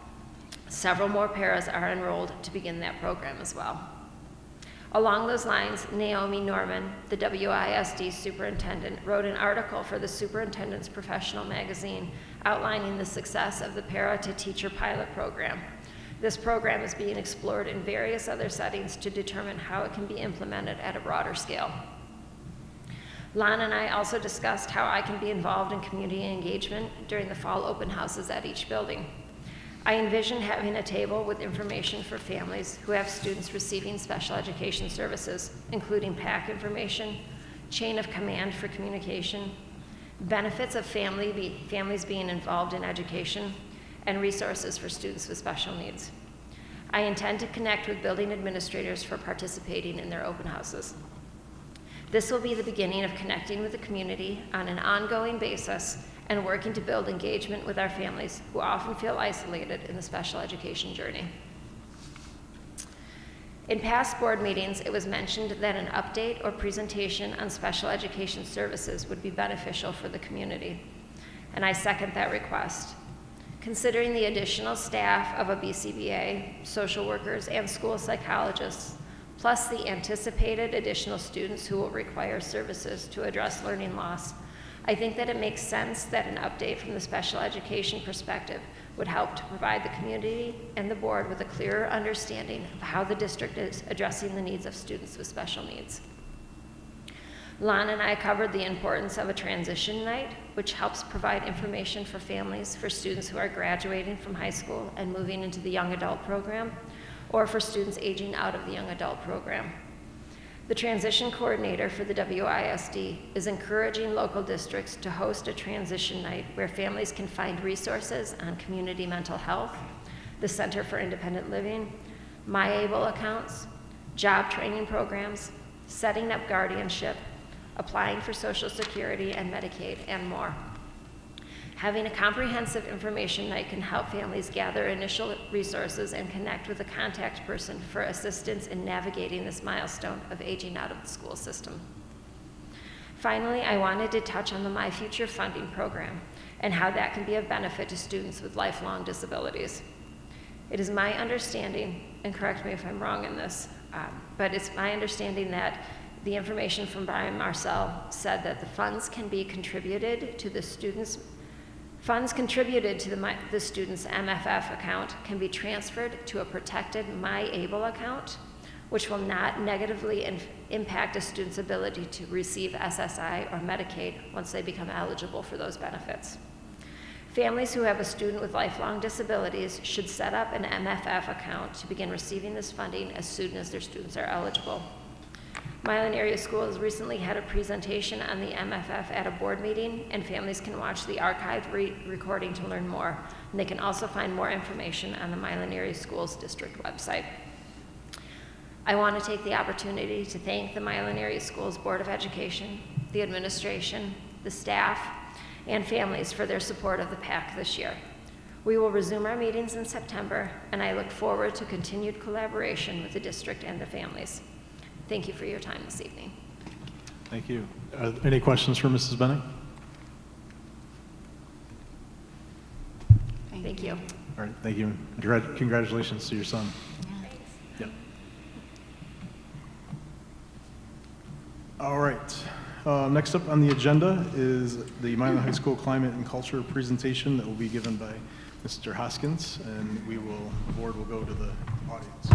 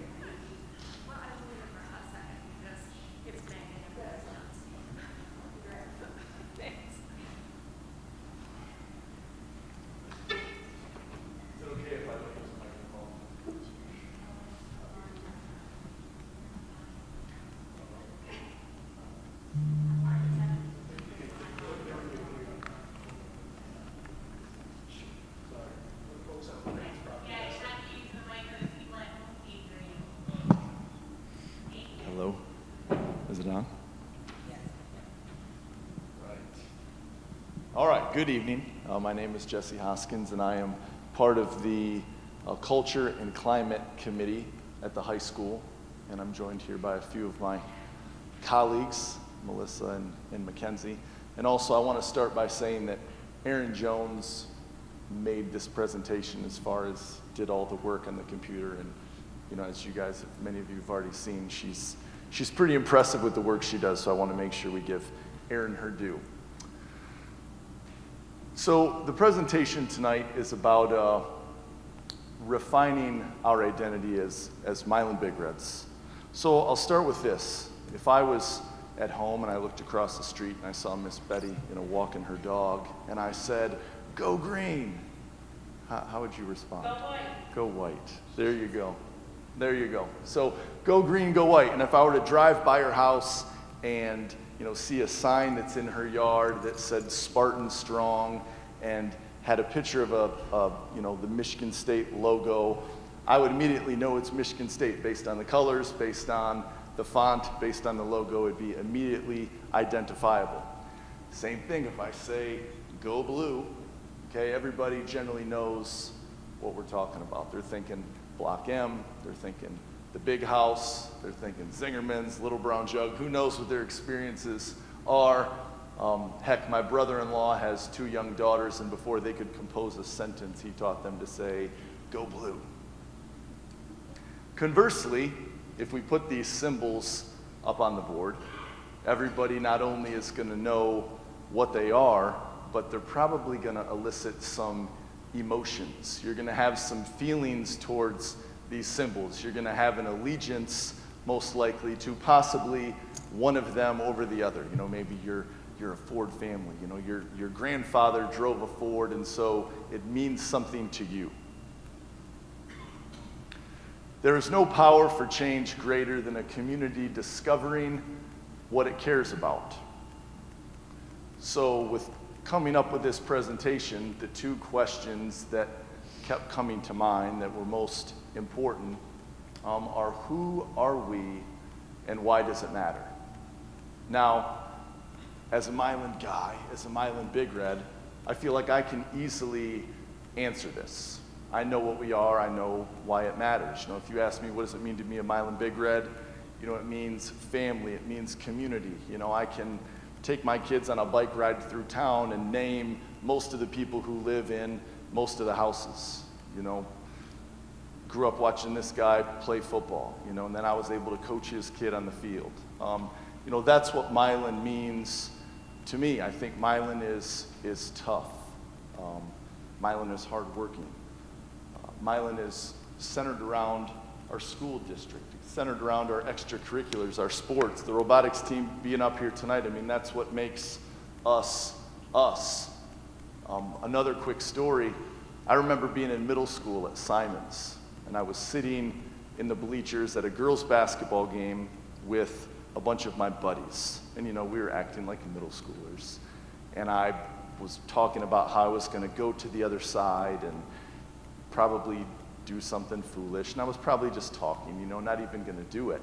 And Mike Four, who was, has a bunch of kids that graduated from the district, Ann Four's his wife, Mike Four, said, "No, you're not, Jesse. You better sit back down." That's what we are. We look out for one another. So the issue is not who we are. The issue is who we are represented. Is it easily identifiable?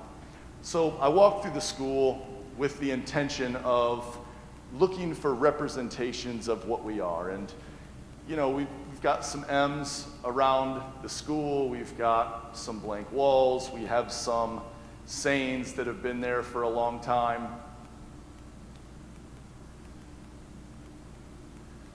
And I think I speak for teachers. I think I speak for students. I think I speak for members in our community that our Milan Area Schools community is searching for a representation of our identity. We know what our identity is, but we need it to be better represented. So, oddly enough, I feel like if we look a little closer, we have a great symbol for Milan. We have a great symbol that we already identify with, okay, and that is the crooked tree.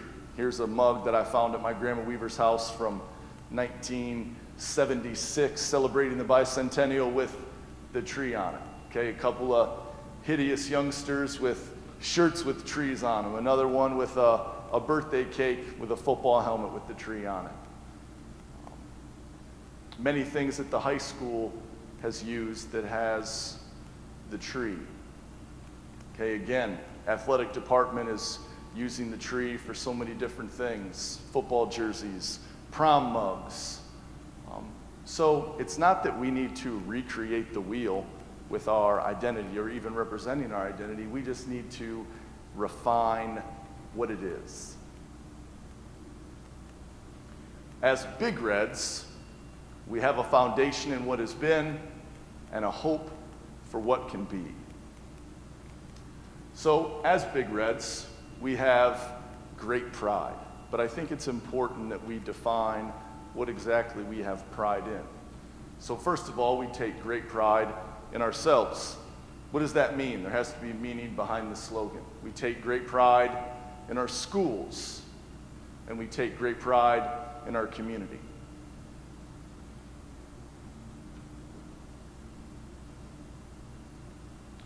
So when we think about taking pride in ourselves, there has to be something behind that. Okay, this is something that I've used with the football program. This is something that I use with my own kids. You know, I ask them to be courteous Big Reds all the time, and what does that mean?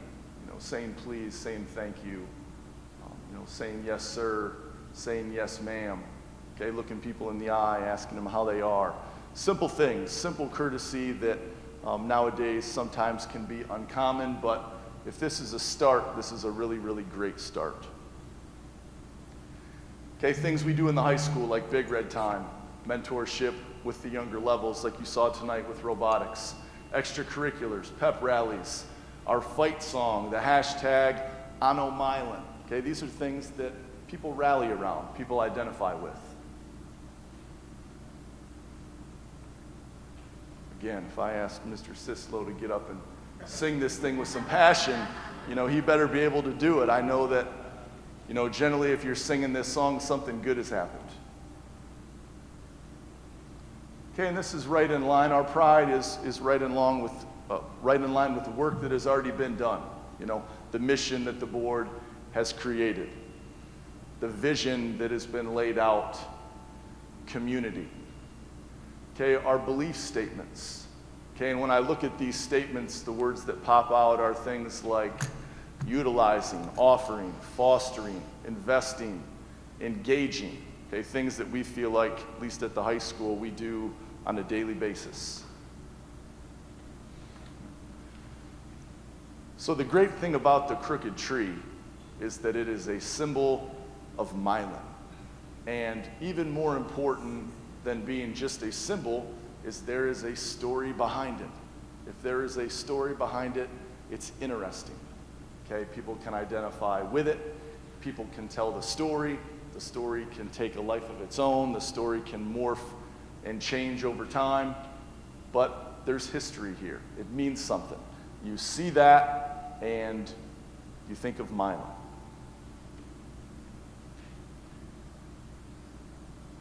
Drive into town, you see the tree. Look up at the water tower, you see the tree. The Historical Society uses the tree as their logo. And I didn't know this, but not too long ago, Aiden Milan planted a couple crooked trees, which is pretty cool. I'd kind of like to get one of those for my yard, possibly. So this is our community. This is something we identify with. And I like to see it as our family tree. Because we are all Milan Big Reds. Okay, looking at the future and how this symbolism can be used, a tree is a great metaphor for many things. So as we look at our school district, the tree can provide some real meaning at each of the schools. Okay, at Paddock Elementary, it's where we establish our roots. At Simons, we're strengthening our foundation. At the middle school, we're growing our skills. At the high school, we're expanding our understanding. And then beyond high school, we're enhancing our community. Okay? My dream was always to be a Milan Big Red. And now that I get to continue to be a Milan Big Red and reinvest in the community, there's nothing better. And we have so many great people like yourselves that have chosen to do the same thing.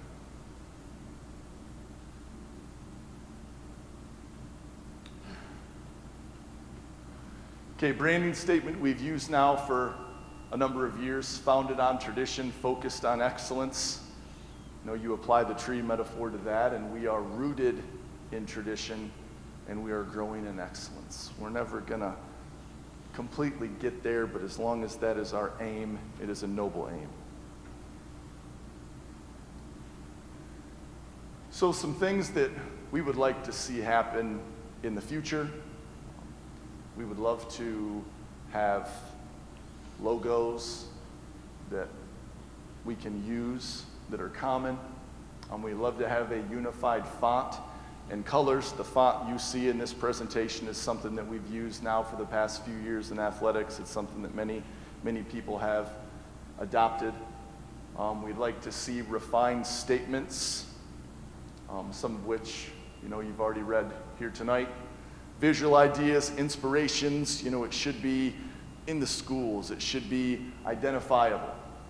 Cohesive visuals depicting our identity as a school and in the community.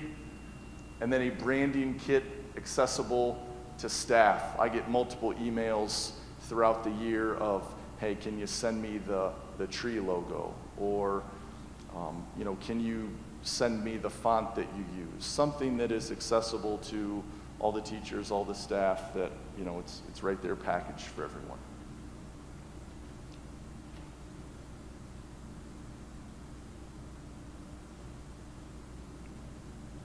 And again, it's a busy time of year right now for teachers. We're all doing a bunch of different things, as I'm sure you are. And so these were just a few of the, a few ideas. And we have a lot of ideas. Not all have been executed yet, but this is just a great start that we wanted you to see. So thank you very much for listening to our presentation.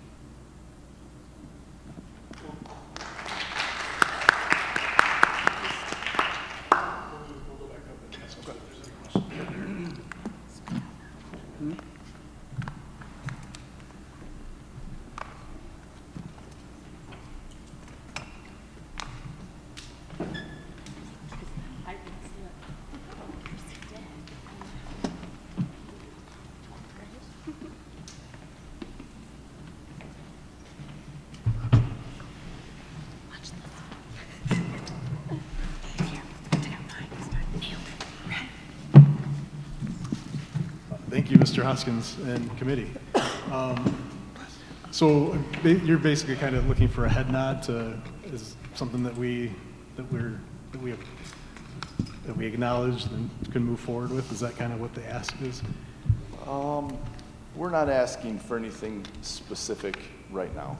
We wanted you to see where the direction that we are moving in the high school. I think it was 3 years ago when I came to Mr. Gearbaugh and said I'd like to start using the tree for football. We have permission from the Historical Society. Mr. Gearbaugh gave us permission, and that's kind of the direction that we headed. And since that time, it seems like it's taken off in many ways. And so we just wanted, we feel like that there is a need for a cohesive identity in our school. We feel like that is lacking, and we felt like this would be a way to unify that. We're not asking anything specific of you right now, but I think it gets the wheels turning of, what could happen in the future. Questions or comments for Mr. Hoskins? Can I ask, I don't want to know who, but is the committee made up of only teachers? Yes. Okay. Because I think this is brilliant. I do. I think it's great. I like the idea. The tree is everywhere. It's something that the whole community has rallied around, and I think it's a great idea. And I like how you can track the different stages of the tree to the different stages of the school. I think it's a really great idea. I want to make sure, though, that before we start changing things, that we have community support as well outside of the high school. You yourself know how difficult that can be when we just change things and we don't get community input. And so I'm wondering if there's a way, I don't know if through the communications committee as it currently exists, things along that way, along those lines, that we can get input from the community as well. Because I just want to make sure that there is also community support for this before we move on. But I do want to say I love the idea. We could also definitely make it a topic of a Big Red Board chat. That's a brilliant idea. Yes. I love that. That's a great idea. That could be our next Big Red Board chat Agreed. topic. I also know that Jesse and I talked that really the high school wanted to come here first to discuss this. I think another next step too is to get a couple of staff from the other buildings to make sure that they kind of have the same vision. I don't have any concern that they're not going to. The middle school started using the tree a couple of years ago as the background for the M. So it's out there in some of the other buildings already, but just like I agree with you, Mrs. Heike, we should seek community input and also make sure the other 3 buildings are all on board. The nice thing is, with everything being digital in the district, if we decide to start moving in this direction, there's not a lot of expense to make the change. You know, we don't order thousands of pages of letterhead ahead of time. We print it as we use it. And so this is not something that there's a lot of cost to, but I think there's a lot of heart and a lot of value and a lot of feeling behind it. And I agree that it is something that the district has needed, and I appreciate the fact that it started as a grassroots coming out of staff, not out of a top-down, this is what we're going to do. So when Mr. Hoskins approached me, I was ecstatic to be able to say, absolutely, call the board president, let's get you on an agenda. And I appreciate the presentation tonight. I think you guys did a great job of explaining the why and the how, and really put a nice presentation together. Thank you. I'm sorry, I'd also like to say thank you. I thought it was brilliant. I'll echo Mrs. Heike's comments. And thanks to the committee, all of you, that it's evident that a lot of thought has been put into this. I also appreciate that even though we haven't reached out yet to the other levels, that you included all of the schools, that we're all Big Reds. We're not something different if we're in Simons or Paddock or the middle school, we're all Big Reds. So thank you. And I love the idea, Mr. Sislo, of making this a topic at the Big Red chat. Thank you. Mr. Sislo? Yeah, Ms. Murray. Yeah, I fully second all that's been said already. I think that was something that I struggled with when I was a new teacher in the district. I was in the district for 5 years, and I don't think even at my last year I really could have told you what the bird was all about or what kind of bird it actually was. It has always kind of felt like a stand-in symbol, and that the block M was actually more meaningful to me as a middle school staff person. And last year, which was my last year in the building, we, during a staff day, did kind of a walkthrough of our building and intentionally tried to examine what was on the walls, what was being hung, what murals were there. And that was another thing that I don't think I had ever critically looked at, even as a staff person who was in that building for 180 plus days. And it was shocking to me to suddenly see what I hadn't been seeing, which in my opinion was an absence of identity, an absence of reflection of our students and our staff and our community culture. So, regardless of what direction we move in, whether it's this or, something else that comes out of community conversation, I fully support, our efforts to bring more of a cohesive identity. And it looks like you're already using Canva, so brand kits in Canva, very easy to do to make things accessible to other, staff people widely throughout the district. I did want to add, I still have some questions. I want to do some more research about the crooked tree origins. I know what the Milan Historical Society says about it. But in the interest of, moving some of our DEI work forward in our district too, I would love to see us maybe move toward a land acknowledgement that is on our website, perhaps, a land acknowledgement of indigenous cultures. So whether or not the Milan crooked tree is or is not a Native American symbol, or a remnant of Native American cultures that were on our land, we do sit on indigenous land. Milan Area Schools does. So as we move forward and kind of consider how this symbol is going to potentially be used in our district, I would like to kind of wrap in some of that discussion and acknowledgement as well. So thank you. That's all. Thank you, Ms. Murray. Others? Mr. Sislo? Yes, Ms. Murray. Thank you, Mr. Hoskins. I'm sorry. I'm like hearing Ms. Gutierrez. Oh, I didn't even notice. No. I just started talking. I didn't either, so.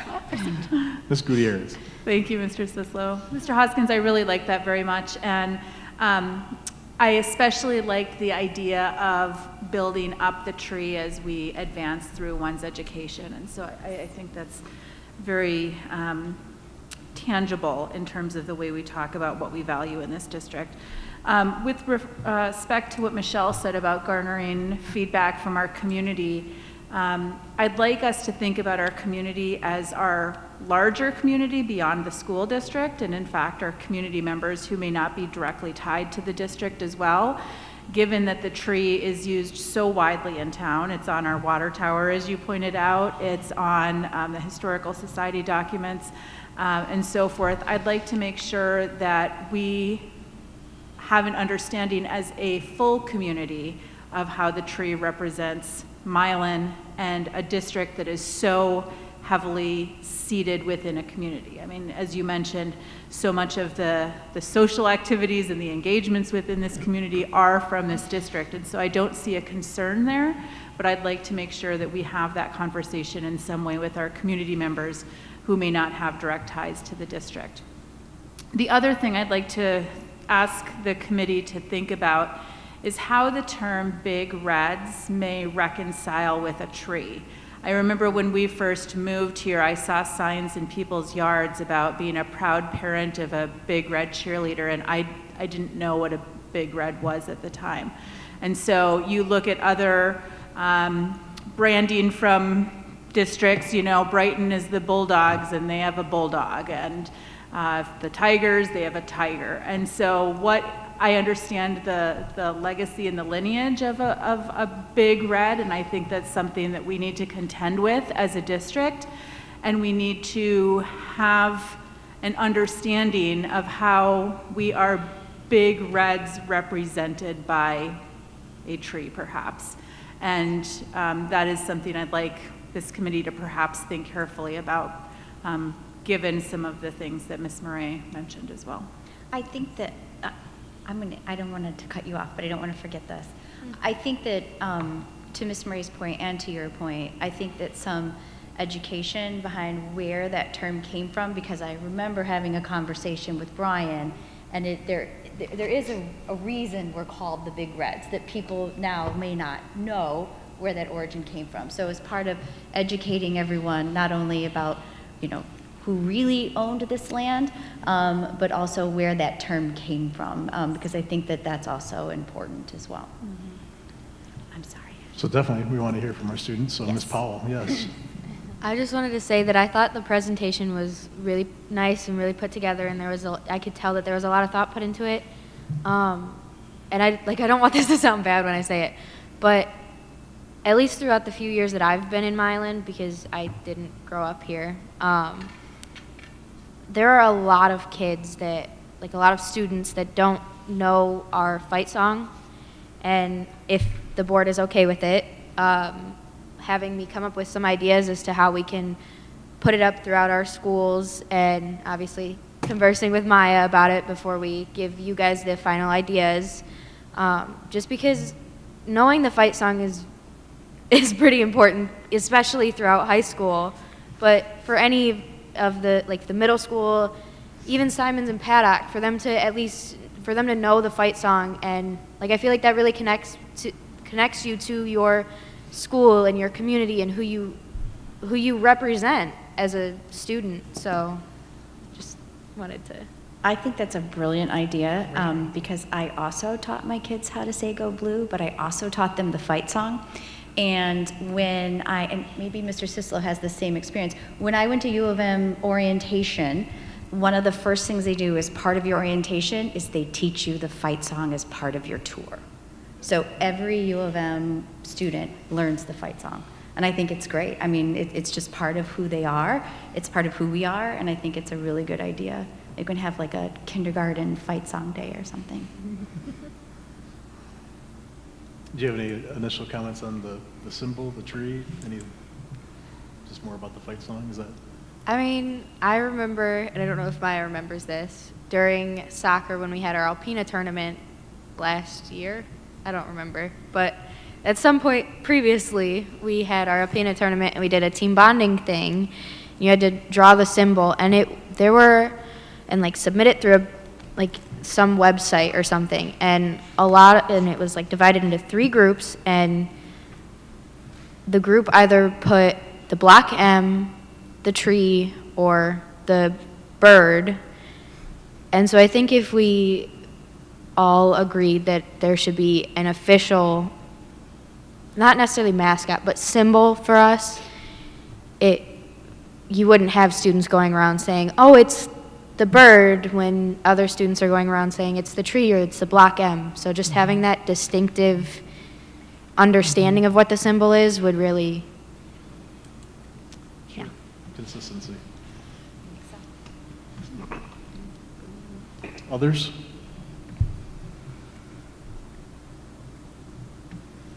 Well, it sounds like you guys are moving in the right direction, and we appreciate the presentation, and definitely some goals to work toward. And I would love to make this the next topic of our Big Red Board Chat. We'll have one when we schedule it sometime here in the summer. I think it'll be a great topic, and that we get some community feedback in regards to it. Yeah. So, all right. Thank you so much to you and your committee. You guys are welcome to stay or be excused. So you've been here long enough. Thanks for all your hard work, guys. Thank you. Thank you so very much. All right.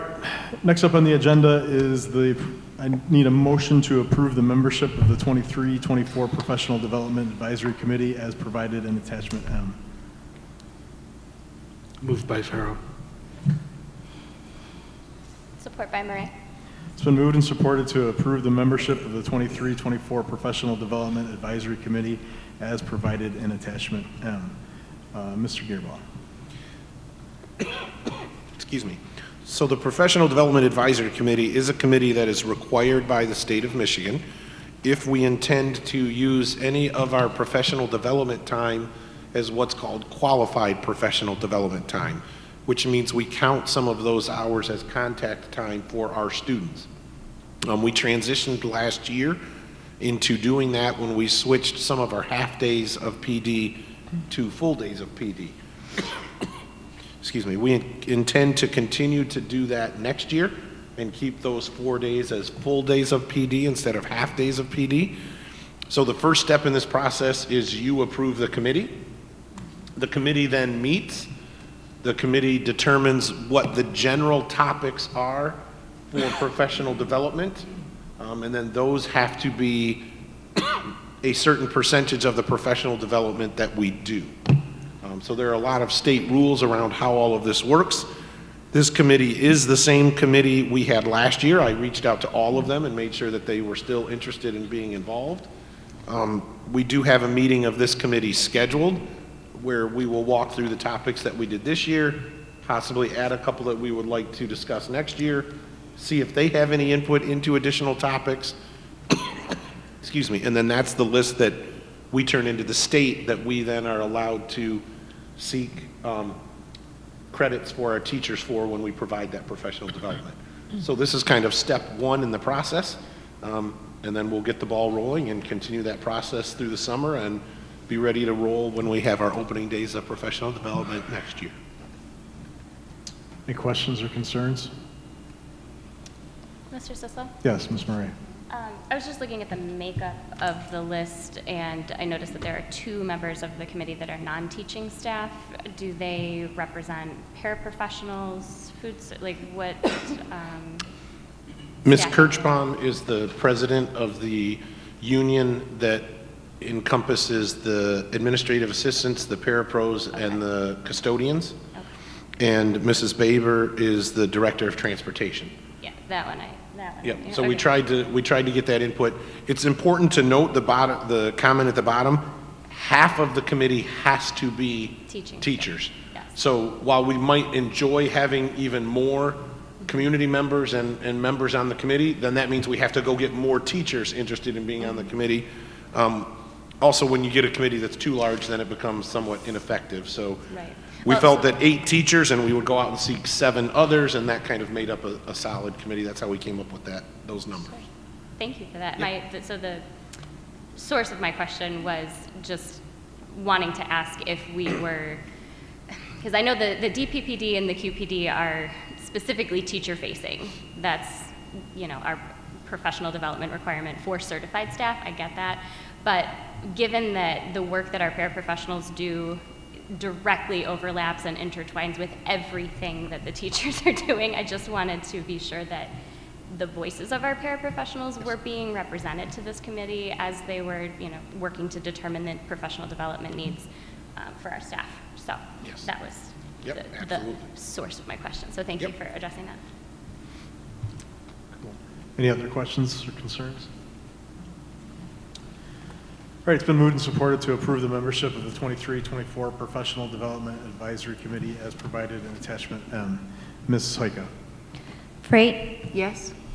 Gutierrez? Yes. Heike, yes. Murray? Yes. Rosenleacher? Yes. Sislo? Yes. Farrow? Yes. Motion carries 7-0. All right, next up on the agenda is I need a motion to authorize the board president, superintendent, or designee to sign all necessary documents to implement a transition to the Troon Law Firm PC Policy Services as detailed in attachment N. Moved by Heike. Support by Rosenleacher.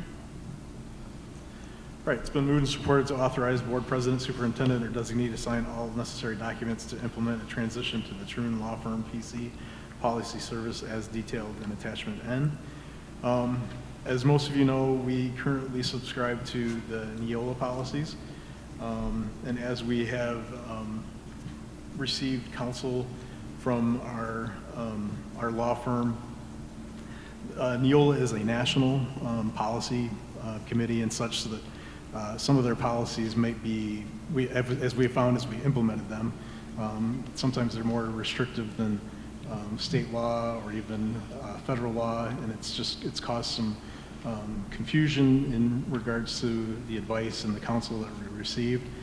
So Troon actually provides a policy service that many schools receive as well. So obviously Neola is one of the largest in Michigan, but Troon also has many school districts in Michigan that they provide their policy service for. So this is something that we've talked about, but haven't formalized. So I was just looking for a vote for us to start that process, to formalize this, so that we can start to get the process in motion. Obviously, we didn't want to do anything anything with the policies prior to having this discussion and approval. So if there's any questions or concerns in regards to this, we can talk about that now.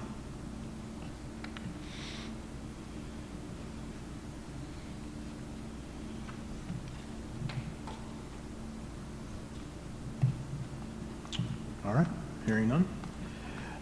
It's been moved and supported to authorize the board president or superintendent to designate to sign all necessary documents to implement a transition to the Troon Law Firm PC Policy Service as detailed in attachment N. Ms. Heike. Gutierrez? Yes. Heike, yes. Murray? Yes. Rosenleacher? Yes. Sislo? Yes. Farrow? Yes. Freight? Yes. Motion carries 7-0. All right, next up is the book study. So as you know, we have been reading 2 chapters per meeting out of the book Why Meadow Died, which is about the school shooting that took place on February 14th, 2018, where a former student opened fire on students and staff at the Marjorie Stoneman Douglas High School in the Miami suburban town of Parkland, Florida, murdered 17 people and injuring 17 others. We're going to be looking at chapters 11 and 12 as part of this meeting. Chapter 11 really followed the story of this assistant principal at Pine Ridge, which was the school that was the home of the Promise program. And so if you remember, the Promise program is one of the things that's throughout this book. Was a special program that was put in place for students that had performed crimes at their traditional schools. Anyways, this assistant principal soon discovered that the consequence for misbehaving at their traditional schools was being sent to Pine Ridge, where there seemed to be no consequences. He talked about an incident where a student threw a rock and broke a bus window. He wanted the police to come and arrest the student, but the police wouldn't because of the pending public relations of the police arresting somebody at the home school of the Promise program. Eventually, this assistant principal resigned for various reasons. He began to write the superintendent and school board about the weaknesses of the Promise program. And then when he heard about the shooting, he figured that the shooter had been in the Promise program, which was obviously right.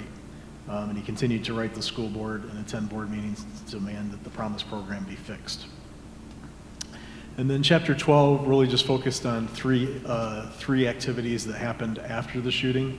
One was this public forum that was held about the Promise program. It was in May after the school shooting. There were several people that spoke, including a local judge involved with the Promise program, that talked about these factors that led to the formation of the Promise program. The keynote speaker was a judge who created one of the first major decriminalization initiatives in Clayton County, Georgia. Eventually, at that meeting, the audience was able to ask questions, and one of the questions came from Meadows' brother, Hunter, and obviously this is who the book is about. And he questioned the superintendent in regards to this fire alarm project that was delayed.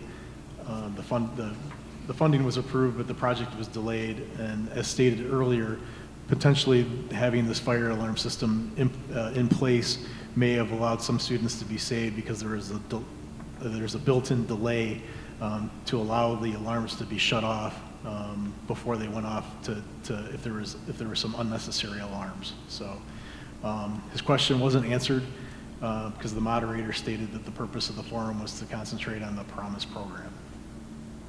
The next part dealt with a public attack that was launched on the school board chairwoman, who was the superintendent's most outspoken critic. There was an open letter that was issued to her that stated the Promise program was successful in practically eliminating the schoolhouse to jailhouse pipeline, and that some leaders, including herself, should stop using the shooting as a way to promote personal agendas and vendettas. It appeared that this chairwoman was singled out for asking critical questions of the Promise program, but actually it was a program that she supported. And then finally, they talked about this workshop that was held in June after the shooting, where there were several district bureaucrats that gave presentations to the school board. And again, the public was allowed to comment. There were people that spoke both in favor and against the Promise program. There was a teacher that asked about who followed up on the building administrators to make sure that they were applying discipline appropriately. The same local judge who spoke at the public forum, he talked about the Promise program being a living document that needs to be tweaked, just like the U.S. Constitution has been amended as part of its history. So that's kind of the summary of chapters 11 and 12 that we read for this meeting. Questions, other commentary regarding chapters 11 and 12?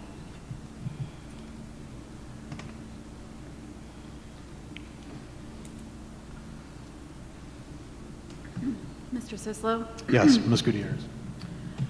I think chapter 11 and chapter 12, like much of the previous chapters, provide strong critique of Runcie, I hope I'm pronouncing his name correctly, and the creators of the Promise program, and really this steadfast, blinding advocacy and frankly, perhaps an arrogant defense of the program in light of some real concerns and real circumstances for which the program, perhaps as it was developed, didn't have careful consideration of perhaps the consequences that may have led to a situation like this.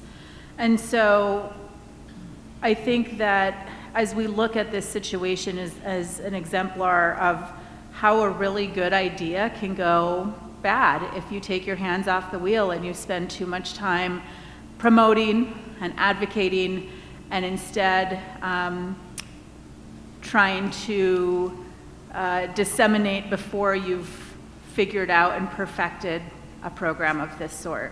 And so I think as a board, I'm reminded that our job as a Board of Education is to govern and to have this 30,000 view perspective of our district and of the programs, and that we continue to ask questions and reevaluate and reconsider even programs that are well-intentioned, that are functioning well, that we continue to have a big picture perspective and that we don't take our hands off the wheel on these. That's what I took away from this, is that Promise, as it was originally designed, started with a really good idea. The way that it was implemented in this specific situation clearly had some major flaws that were enabled